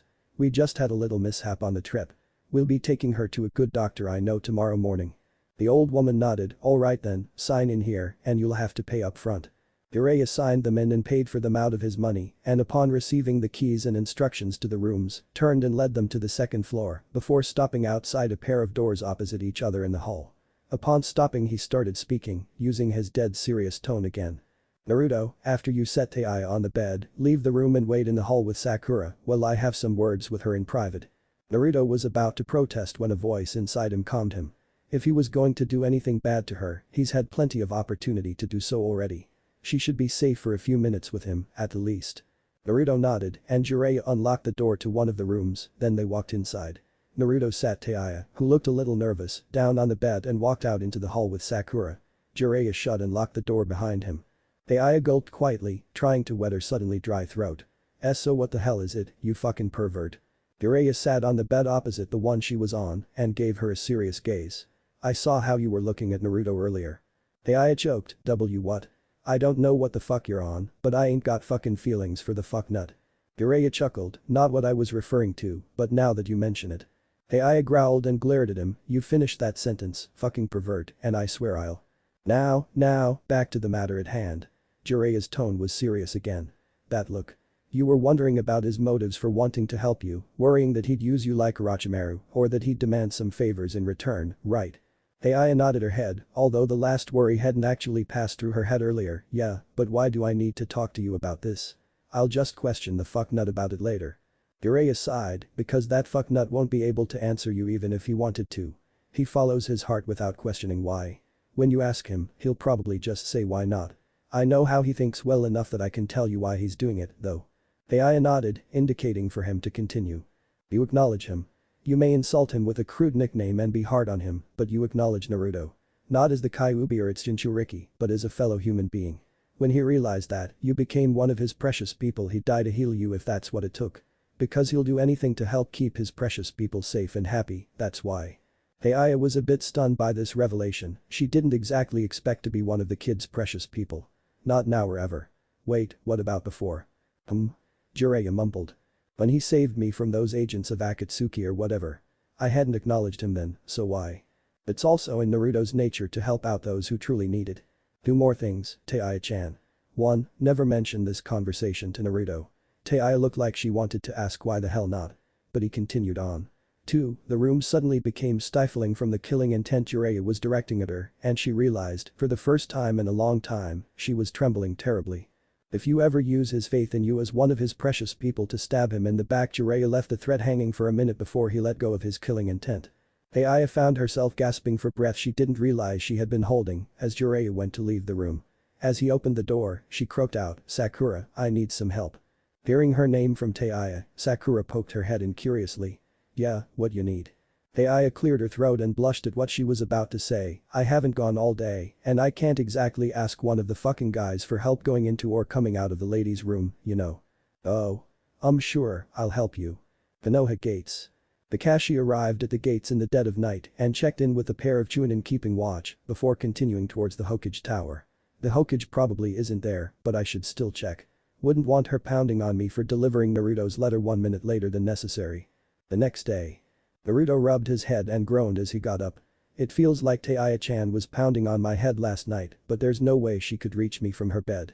This isn't from Taiya. The sound of Kyuubi's voice caused a pulsing pain to shoot through his head, making his vision swim. Naruto grit his teeth and silently bore the pain, not wanting to wake Taiya up. I'm not sure I'd be able to handle her voice with my head splitting open from every sound. If you still everything, the pain will be gone in 5 or 10 minutes. So Naruto laid perfectly still and tried to not think of anything that would stir up his brain, staring at the ceiling. Sure enough, 10 minutes later the pain had died down enough for him to risk a mental conversation with his inside friends. What the heck was that all about? That was a side effect of your conscious mind adjusting to the 20 or so kage bunshin that dispersed as soon as you fell completely asleep. If you had been awake when it happened, the influx of information would have caused you such pain you would have passed out in a few seconds, and your info dump hangover would have lasted most of the morning. Good thing I was asleep then. Indeed, Naruto-san. Since you were not forced unconscious, I was able to remain active in your mindscape and sort a good portion of the information received in order to reduce your pain upon awakening like Kyuubi-sama asked me to. Kamimuro spoke in his mind. Naruto shuddered. It could have been more intense. Silence was his answer. Finally feeling up to it, Naruto sat up in his bed. Looking over, he saw that Taiya was stirring. A knock on the door interrupted whatever he was about to think. Are you decent? Sakura's voice came through the door. The groggy Taiya answered, as fucking decent as I'll ever be. Blinking the sleepiness out of her eyes and stretching as well as she could, Taiya looked over at Naruto and gave a yawn. Hey, fucknut, you slept with that on? Confused, Naruto looked down at himself to realize he was still under hinge as a girl. What the hell? I'll explain later. This one better be good. Through the door they heard Sakura say, hurry up and get ready to go. We've got to get going soon, Jiraiya's getting antsy to get this whole place done and over with for some reason. So we're getting ready to head out in a few minutes. Thankful that neither of them needed to get changed, Naruto got up, moved over to her, and put Taiya back up on his back to travel again. The streets of the village. Naruto was thankful that Jiraiya had made them stay at the hotel for the night because Tazuna had apparently moved. As Jiraiya followed the directions a random helpful villager had given him, Naruto's feet went on autopilot to follow the white-haired man in the kabuki dancer's costume. His mind was focused on a conversation inside. Explain. Why did I wake up as a girl? It's basically a side effect of having me and you. When you use a henge, you don't use the illusion that most shinobi use, you shapeshift into that object or person. Don't get me wrong, you're made of the same stuff and don't change your genetic code at all or anything like that. So I'm not really a girl. No. Thank Kami. Naruto felt the tension leave his shoulders at this revelation. Then he got confused again. Why didn't it dispel when I fell asleep? When you shapeshift, it will only revert if you make it. But shouldn't the chakra cost of keeping it up have killed me last night then? If you were an ordinary human, yes. The moment you had me sealed in you, you became about 10% kitsune, and it seems that the shapeshifting power all kitsune possess was what you got from that. Because you have a kitsune's natural shapeshifting power, you only really expend chakra when changing into or out of the form. The exception is if you assume a form more than 3 times your own mass, for reasons I won't go into now as it involves a lot of complicated terms and ideas in explaining it. Naruto looked up to see themselves standing in front of a large house, Jiraiya knocking on the door. Humming. A boy's cheery voice sounded from inside, and Naruto and Sakura both instantly recognized it as Inari's. The door swung open, forcing Jiraiya to take a quick back step, and standing there was the young boy, slightly taller than when they last saw him. Looking at the 4 of them, Inari asked, who are you people? Inari. Don't be rude to guests. Inari looked sheepish as his mother scolded him, stepping into sight. Jiraiya started scoping her out while she was looking at her son, getting a growl and knuckle crack from Sakura. Hearing the crack, Tsunami looked up and smiled serenely at the group of ladies and the old man at the door and beckoned them in. Come on in. Inari, show the guests to the living room. I'll get to Zuna and tell him we have visitors unless you're here to see my fiancé about something. You're engaged, Tsunami-san? Sakura asked. Hi. The group followed Inari into the living room while Tsunami went upstairs. So, how do you know my Ka-san? Jiraiya raised his eyebrow.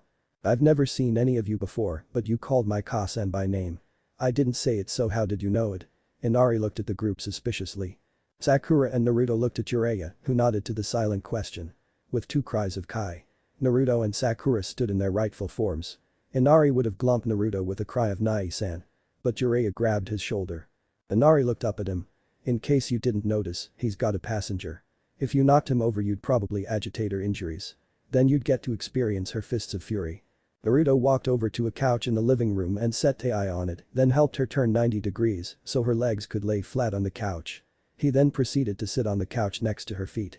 Sakura and Jiraiya sat on a futon, while Inari sat on a cushion next to Naruto. Before any conversation could start up, Tazuna and Tsunami walked into the living room. Their eyes widen and smiles form on their faces at the sight of two of their visitors. Naruto. How super for the superhero of Nami to pay us a super visit. Tazuna and Tsunami both took seats on chairs in the room. Hey Tazuna, couldn't break my promise to Inari to visit, you know. Say, Tsunami, was it? Jiraiya asked, getting a nod. You said you have a fiancé, so where is the lucky man? He owns a small fishing company. He's out on one of the boats right now, but he should be back sometime early tonight. Sakura noticed Tsunami sounded a bit happier and more energetic whenever she referred to her fiancé. He sounds like a great guy. So, a fisherman. Sakura says. Yep. Now are you going to introduce your two friends, or is that a disguise for Sasuke and Kakashi? Inari said. No. I'm Jiraiya, and this is Taiya. Jiraiya said. Tazuna saw that was all the information they wanted to give on the matter. Oh. So what brings you all to Nami, Naruto? I got a feeling you're all here for more than just a super visit. Actually, Iro Sennin was the one who led us here and he did it with a purpose, but he never told any of us what it was. Tsunami, Tazuna and Inari raised an eyebrow at that. Gaki. I told you to stop calling me that in public. You'll always be Iro Sennin at least until you stop peeping on women in the hot springs and writing those perverted books. You write those books. Tsunami's head was tilted so the shadow made it impossible to see her eyes and her expression was neutral. Years of experience made Jiraiya cautious despite the lack of the usual killing intent, so it was with a hesitant tone that he answered. Yes. Will you autograph mine? Tsunami whipped out her copy of Icha Violence. Taiya, Sakura and Naruto had the most gobsmacked expressions on their faces, while Inari was bright red from embarrassment at his mom's open love for the book in front of his hero. Tazuna looked thrown off, as he didn't even know Tsunami read those same books, and he resisted the urge to reach into his pocket to make sure that she hadn't swiped the book she was holding from him. Jiraiya was ecstatic, seeing as he'd just found the ultra-rare open female fan of his perverted works. As he reached out to take the slightly worn book from the woman, she suddenly latched a hand around his wrist. And squeezed. Hard. In a tone that dropped the room temperature several dozen degrees, Tsunami said, well I love your works. If I hear of or see you peeping on women again, I'll crush what makes you a man, then rip it off with my bare hands, got it? Jiraiya's pale face was rapidly making up and down motions, and the room temperature went back to normal as Tsunami went back to smiling like nothing was wrong in the world. Jiraiya quickly signed the book and gave it back to Tsunami. Tazuna cleared his throat to bring everyone's attention back to topic. So, Jiraiya-san, what did you bring them to Nami for? Well you see, we need help with something, and Naruto's newly awakened Kekkei Genkai has one half the answer. Jiraiya decided to give a series of half-truths to the people in the house, not expecting them to understand the shinobi way of thinking in this case. He can bring back the apprentice of one Mamachi's abuser temporarily from the dead because of his super rare Kekkei Genkai. That's the other half we came here for. The whole of Tazuna's family had very serious and grim expressions on their faces. You'll have to talk to my future son-in-law about this.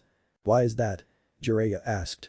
He's a sort of caretaker of those graves. He'll assume grave robbers did it, and if you don't get his approval first, he'll raise a big legal stink over it. Probably charge you with grave robbing and desecration of a body. Best to talk it out with him before you do anything. Tazuna tone left no room for argument. Then Konoha Hokage's office. And that's it. After that, I managed to make it here without any events of note and reported my return at the tower to be debriefed by you as soon as possible, Hokage-sama, Kakashi said. Tsunade sat and stared at Kakashi, trying to process all she had been told. Jiraiya sent a message. Where is it?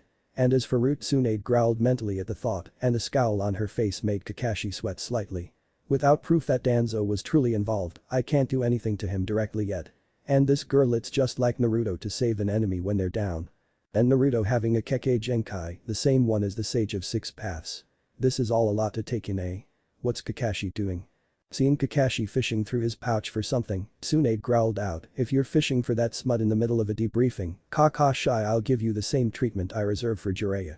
Kakashi sweat in fear at the threat, glad for once to have a real reason to be digging through his pouch. Just as Tsunade started to rise from her seat, Kakashi's fingers found what he was looking for and he whipped the items in front of him in hopes of staving off a beating. Seeing the two envelopes and the message scroll in his hands, Tsunade calmed with the thought, of course. He already told me the three of them had messages for home. Looking at the two envelopes, Kakashi placed the one labeled to Ino-chan back in his pouch, thinking he'd deliver that one later. Then he handed Tsunade the remaining envelope and scroll and stood there, waiting to be dismissed. Looking at the envelope, Tsunade sees it held the writing to Tsunade Bachan. A tick mark formed on her forehead as she glared at Kakashi, who put his hands up in a placating motion and said, "No need to kill the messenger, right Hokage-sama?" He followed the question with a very nervous laugh. Tsunade gave a frustrated sigh, then tore the envelope open and unfolded the letter inside. Looking over the greeting, she frowns again. "Dear Bachan. A lot has happened since I saw you last, so I thought I'd let you know all about it, seeing as you're the closest thing I have to a family right now. First off, shortly after I left the village, I activated and discovered my Kekkei Genkai. Seeing as Kakashi probably told you all about it that he knows in his mission report, but there's a lot of interesting side effects to it. Like having another person in my head and being able to hear Kyuubi while I'm still conscious and not in a life-threatening situation. Don't worry, Bachan.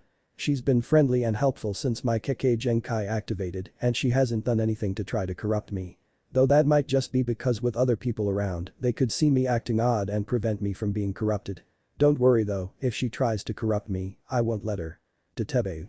Gurei is helping to train me and I'll be sticking with him and Sakura for a while, so you don't got to worry too much about me. Oh, and I made a new friend.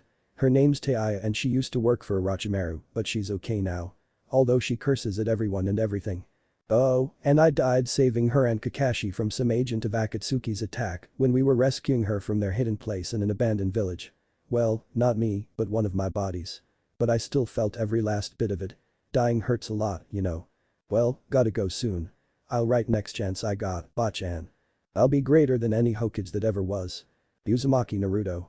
Databeo. Tsunade cleared her head, then tried to mentally prepare herself for whatever her old teammate was going to tell her. She smeared some blood across the seal on the scroll, idly wondering just how and where her teammate had gotten the blood for the seal to use as a reference to her. As the seal disappeared and the scroll loosened, she shrugged it off as some obscure part of his spy network that allowed him to get his hands on some blood sample from a hospital or the like. She grabbed the loose end of the scroll with one hand and the handle with the other and pulled them apart with a flourish. Kakashi watched as calmness gave way to surprise on the goddamn Hokage's face, which gave way to slight shock. He didn't know what was in the scroll she was reading that was causing this reaction, but it was clearly throwing his esteemed leader for such a loop that she was going to forget to dismiss him for a while. Still, he wouldn't risk her ire by taking out his current Icha volume to read. He wasn't that confident in her being out of it. At night Tezuna's house. The four of them were still sitting in the living room, Jiraiya talking with Tezuna about his books and Naruto and Sakura talking with Inari about not turning out a pervert like his grandfather or mother. Taiya sat there, feeling completely out of the loop. Tsunami, meanwhile, was in the kitchen busying herself while anxiously waiting for her fiancé to get home. The sound of the front door being unlocked and opened caused everyone in the living room to go quiet. They sat and listened to hear Tsunami rush towards the entrance and a cry of "Honey. I missed you." Followed by the sound of a rather loud kiss. Inari made a face and a new noise at that. All of them look over to the entrance to the living room, hearing the steps Tsunami's fiancé made as he walked towards them. They all noticed the shadow of a large man as he approached a corner that would reveal his identity to the four. As he walked past the corner, he froze in place and his eyes widened. Sakura's eyes had widened and her jaw was in her lap, while her right arm was outstretched, her finger shaking and pointing at him. Jiraiya's eyes had narrowed in suspicious recognition, but he made no other move. Naruto's eyes were dinner plates, one arm was pointing over the back of the couch at the figure, and his mouth was open wide. Taiya simply looked confused by everyone around her. At the same time, both Naruto and the man in the entranceway shouted the same word. "You." In Konoha. With an envelope in one hand and book in the other, Kakashi walks down the street towards Team 10's training grounds. Seeing Ino about to pass him, he whips the hand with envelope in front of her path without seeming to look up. Ino grabs the letter on reflex to block and sees that the label indeed says it's for her.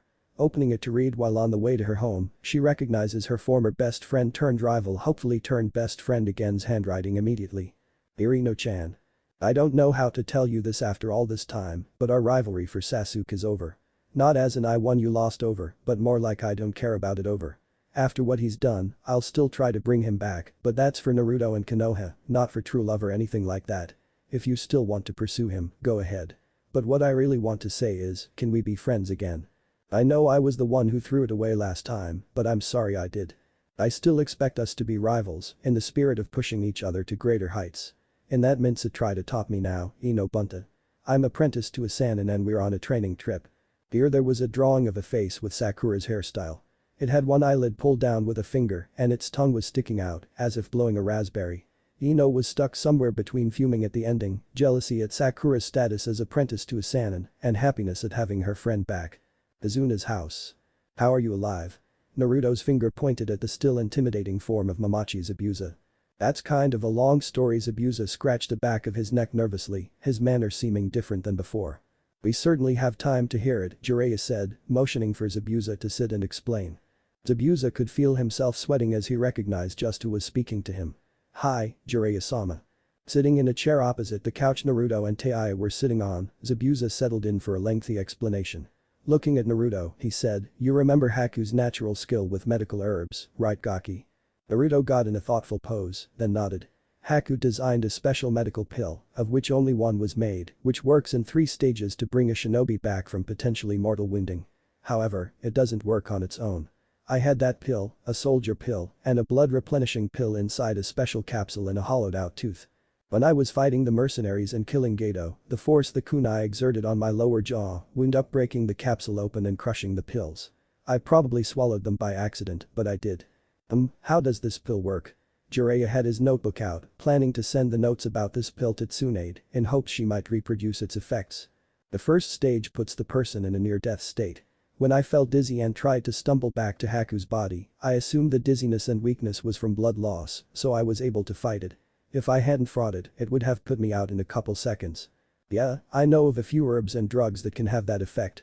The slowed heartbeat of the near-death state is to keep you from dying from blood loss or poison spreading before you can be treated by a doctor or medic nin. Jiraiya said. Zabuza nodded, yeah. Anyway, once I passed out, stage 2 of the pill takes effect.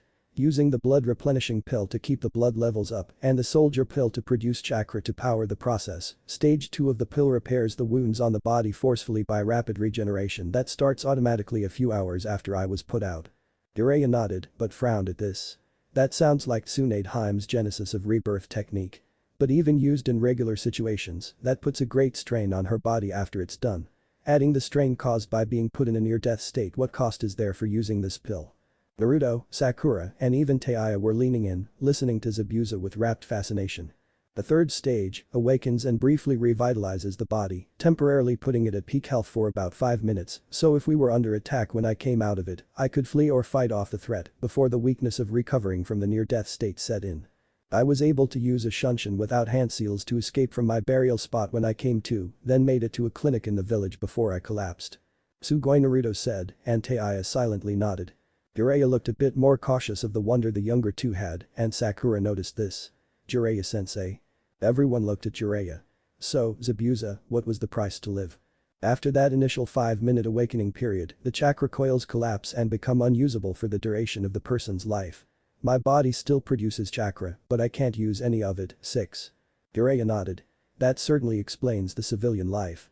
The other ninja in the room were floored by the ramifications of taking the, until then, wondrous healing pill. Only half of it.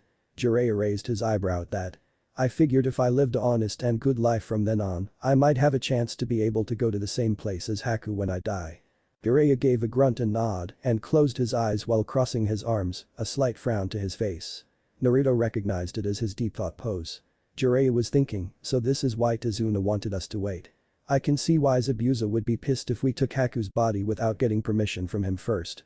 While we could easily deal with him in his current state, I doubt Naruto would be willing to take any part in such actions. Especially now that Zabuza is part of Tazuna's family.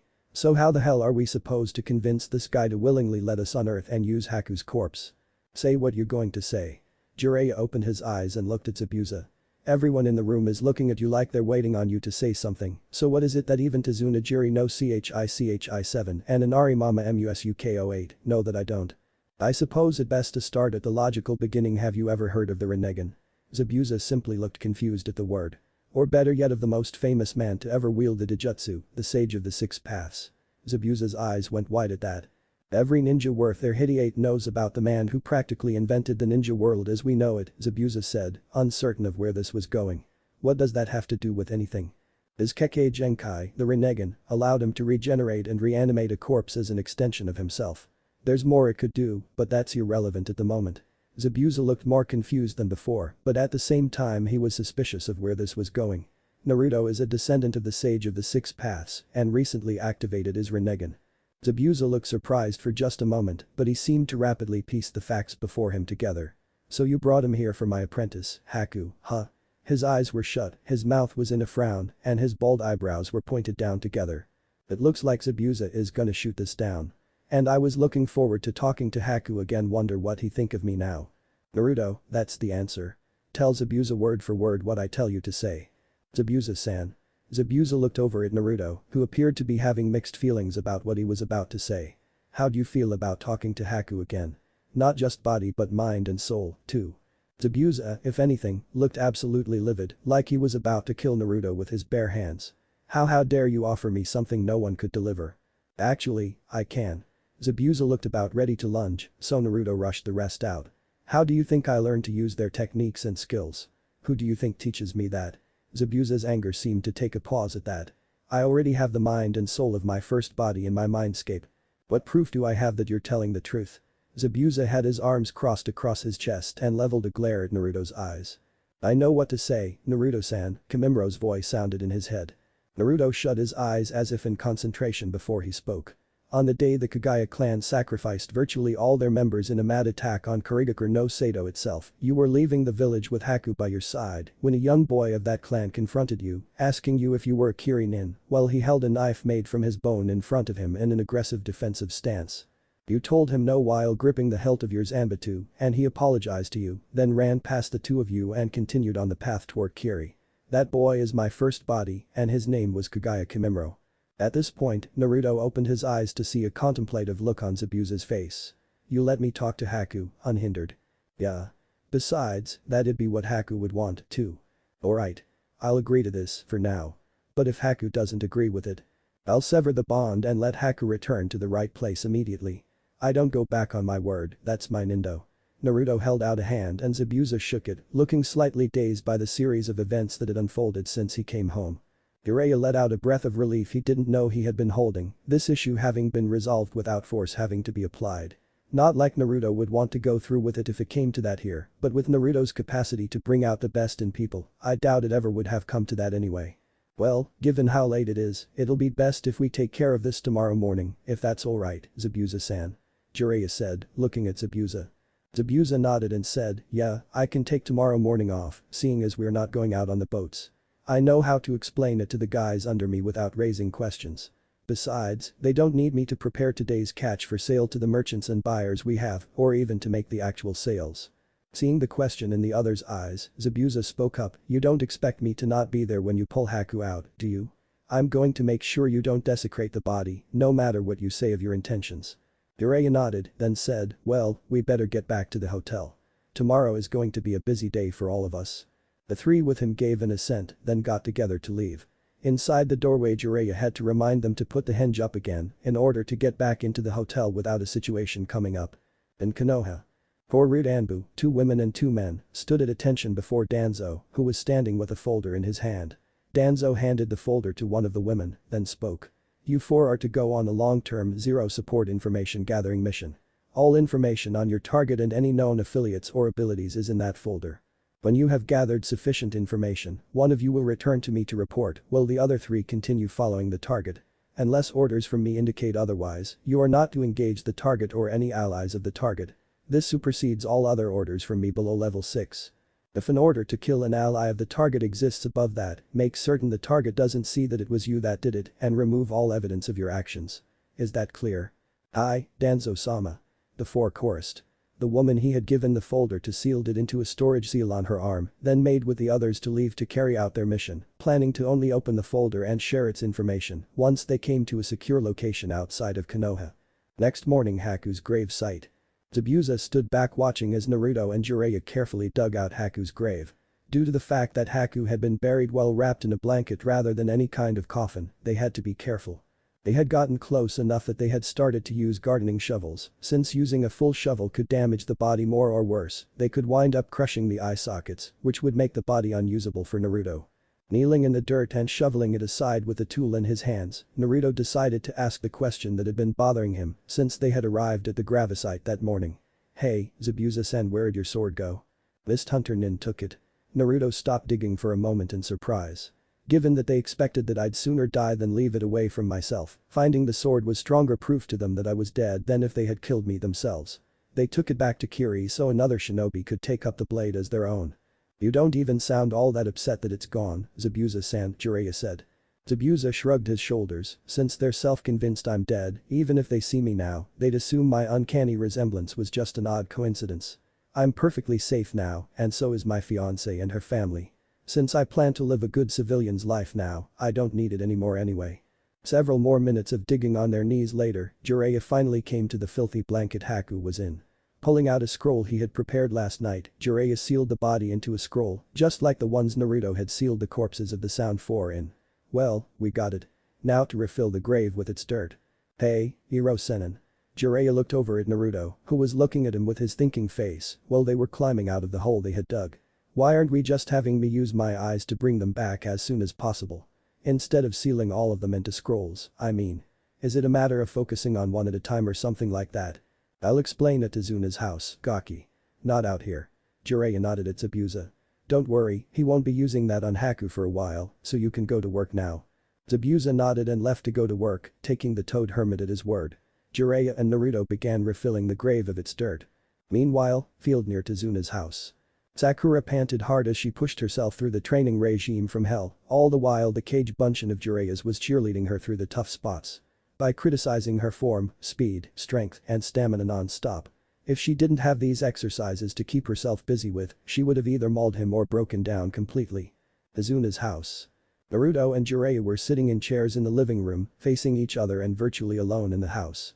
So, Jiraiya-sensei, why is it that I can't immediately bring up Haku's body with my eyes? Jiraiya sighed, leaning forward and resting his weight on his arms, which were pressing against just above his knees. Naruto, it's time to talk about the rules the Rinnegan must abide by. Are you talking about rules for how you want me to use the eyes or rules like natural limitations? Naruto squinted at Jiraiya while asking this. The natural rules. The first of which limits the speed at which you can safely gain new bodies. Jiraiya leaned back in his chair, his arms crossing over his chest. Basically, your Kikei Genkai requires time to make an anchor for the foreign mind and soul to connect to, and to recover from the last time it activated an anchor. The more active connections you possess, the longer this period is. Based on scrolls I was able to find when I was training Nagato, scrolls written by a student of the Sage of the Six Paths who recorded his sensei's teachings, I can say that it will take about 3 weeks after you got Kimimro's body, before you can take a second body, 2 months after that for the third, 3.5 for the fourth, and so on. If you master a body, however, since the mind and soul of that body's original owner will return to the place they belong, the next body can be taken instantly, since you have a pre-existing anchor that was just freed up of its previous host. You said safely gain new bodies. What happens if I don't wait and try to gain a new body? You'll gain the body, but since there's no anchor for the mind and soul, that'll go back to the afterlife immediately, and you'll be stuck figuring out how to master the body on your own. And on top of that, since you promised Zabuza a talk with Haku, Jiraiya left the statement at that, before continuing on. And although you could technically gather as many bodies as you have the time to do so while you live, there is a limit to the types you can gather. For example, Kimimro is a Kenjutsu body and an earth element body, right? Naruto nodded his head at that. Any future bodies cannot have that particular combination of jutsu type and energy type. You can have other Kenjutsu bodies as long as they aren't an earth element energy type, and you can have different earth element bodies as long as they aren't a Kenjutsu type, get it? Naruto looked mixed up for a minute before he nodded, but then looked confused again. When you say energy type, don't you mean elemental type? And if I can have as many bodies as I have time to gather in life, then eventually I'll have a small army all my own, superior to Kage Bunshin in virtually every way, right? No to both questions. Naruto frowned, looking more confused than before. For the first, there are more than just the elemental types of energy that the Rinnegan recognizes.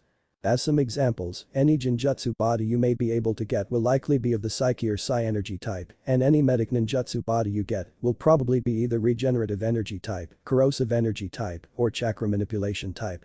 There are technically many different energy types besides the elemental ones.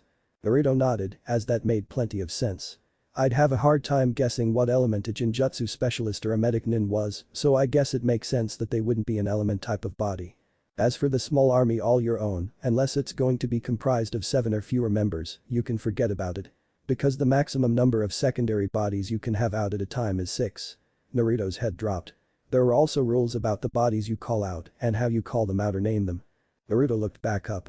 So what are the rules, and what do you mean name them? I'd better answer the second question first. Every body you gain will have at least two names, an individual name and a group name. The individual name, obviously, applies to that body and only that body, so it must be unique for each body.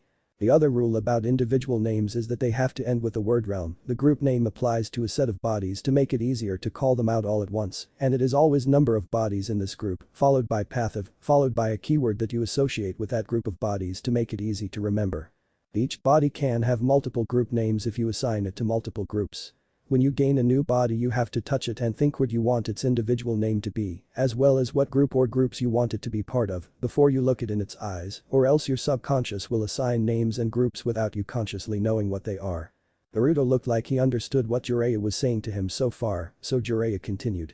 When you call out your bodies, you can call them by individual or group names, but since you can only call out 3 sets at once, it's best to make your groups around getting the most out possible, 6 bodies. There is another limiter on the bodies you call out though. If you bring out a body, no other body you bring out can have either the same jutsu type or the same energy type. So if you call out Kamimuro, you can't call out any other Kenjutsu bodies you may have, and you can't call out any other earth element bodies you may have. You also can't call out any groups that have a member who would break this rule. So obviously, when making groups of bodies, you don't want to make it more than 6 or have any members who are the same jutsu or energy type as any of the other members, or else you won't be able to call out the group. If you can't call out the group, there's no point in making it, is there? Naruto nodded slowly, as if uncertain if he understood, but not wanting to admit it. Jiraiya figured, if he doesn't understand it yet, I'll let Kyuubi explain it to him later. So, anything else we're going to talk about here and now? Naruto asked. Jiraiya nodded his head. Yeah. We might as well take this opportunity to talk out some details regarding the training for your eyes. Like what? What you'll focus on training in first, what order you'll activate your bodies in, what you'll name them, any other bodies you can think of that we can seek out for the collection, and I do have some suggestions for all of this, but you're your own boss now, so it's up to you in the end. Naruto got a focused look on his face and sat in thought for a minute before responding. Well, obviously, Haku will be the next body I activate, since Abusa will be waiting on the conversation I promised, and the longer I wait to do that the longer we'll be stuck here, but after Haku, I don't know who should be next. I guess I'll figure out that one when the time comes for names. I guess Haku's will be Ice Realm, and I'll probably put that one in the same group as Kamimuro, so it'll be in the Paths of Sacrifice group Seiken and Yukin Twin Realm, also the Paths of Sacrifice Kidomaru, Spider Realm, though I'm not sure about the group for him Jirobo probably Giant Realm or something like that. I'd prefer to work on their energy types before I work on their technique types, you know. Other bodies Naruto appeared to be deep in thought as he considered where he could look for other bodies. I know of 4 bodies that might work for this, if you're okay with my ideas. Naruto gave a nod to Jiraiya, who pulled out a map of the elemental countries and set it on the coffee table in front of them. Then he pointed to a spot on the map and began talking. Here at this temple, there's a monk buried. He trained me in Fuinjutsu when I was young, and my apprentice Minato learned under him for about a year to supplement what I taught him about Fuinjutsu. The only reason I'm considering using his body has to do with a conversation I had with him during the last Great Shinobi War. Flashback. Is it true, Jiraiya-chan, that you're training a Rinnegan user? And that he may be the one the Elder Toad Sage told of in his prophecy? Aida-sensei. I'll be returning to him soon to finish his training and take him as a real apprentice. Aida shuffled in his robes a minute before pulling out a thick, heavy and old-looking scroll. Which he tossed to Jiraiya. Those are the recordings of a student of the Sage of 6 Paths. Jiraiya held the scrolls with something akin to reverence. All the other sources he had on the Rinnegan were merely ancient reports of people who observed it in passing during the time of the 6 Path Sage. This was on a whole other level. Jiraiya-chan. Jiraiya looked at his one-time sensei. Should I pass away before the prophecy comes to pass, I am willing to have my body be one to help the child of the prophecy. Flashback end. Should he die while I was still alive, he wanted to teach the descendant of the 6 Path Sage as one of his bodies. Seeing as Nagato died before he did, though well Nagato never got his body, but I'm certain he would have wanted you to. Naruto looked stunned. Not that Jiraiya could blame him. Hiro-sen and Jiraiya scowled at this. You mean you want me to learn from the man who taught you and my dad about Fuinjutsu, the specialty of both of you? How could I say no to that? Jiraiya smiled. You can't really. Another body I can think of belongs to a student of your father's, Rin, for medical techniques. Although you should never show or mention this one to Kakashi if you see him, seeing as she was his teammate and she'll be hard to get to since her body was secretly buried around here. Naruto looked at where Jiraiya was pointing on the map and gulped nervously. The spot was well within the borders of Tsuchi no Kuni. I thought it wasn't a good idea for me to travel anywhere near Wagakure no Sato, Iro-senin. Are you getting senile on me? Jiraiya glared at Naruto to shut him up.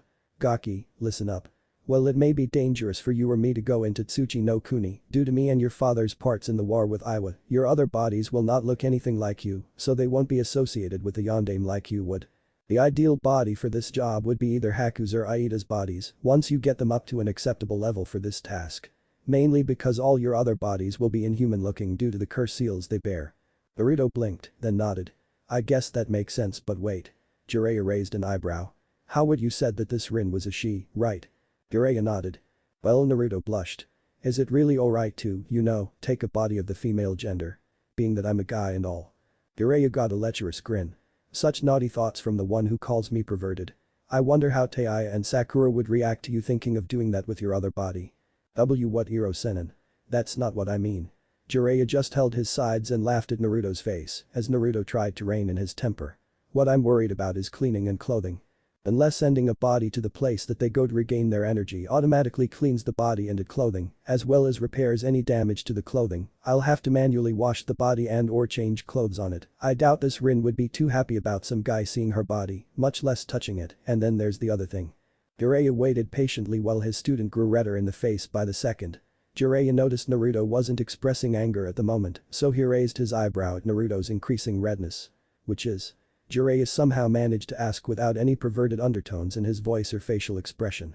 Well, ever since I got Kamimuro's body, he's been able to talk to me in my mind. He doesn't just respond to my thoughts, but also to things I see and hear, which means he can see and hear through my eyes and ears. Which means if I take up a girl's body, she'll see me whenever I got to do those things, too. Or at least until I've mastered all she has to teach me. Jiraiya stared at Naruto a minute. Then threw his head back and laughed heartily before clapping him on the shoulder and saying, in a jesting voice, that's called a fair trade. Naruto just glared at Jiraiya for a minute, his left eye twitching. So who are the other bodies you're talking about? Jiraiya pointed to a part of the map, Kaikai no Kuni 9, a country with an army under its daimyo's command instead of having a ninja village. A clan of wandering nin that makes its home in this country has an interesting Kekkei Genkai that, combined with your Rinnegan, could potentially give you a truly unlimited army at your disposal. The Kazama clan, 10.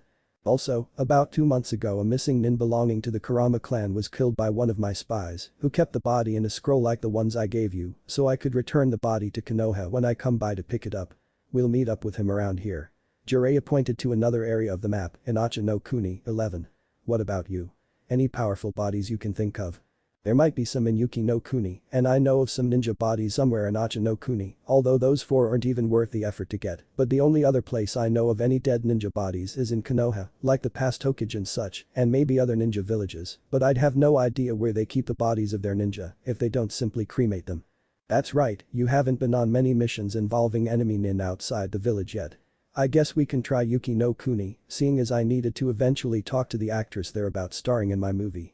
Jiraiya had another of his lecherous grins on as he said the last part to himself.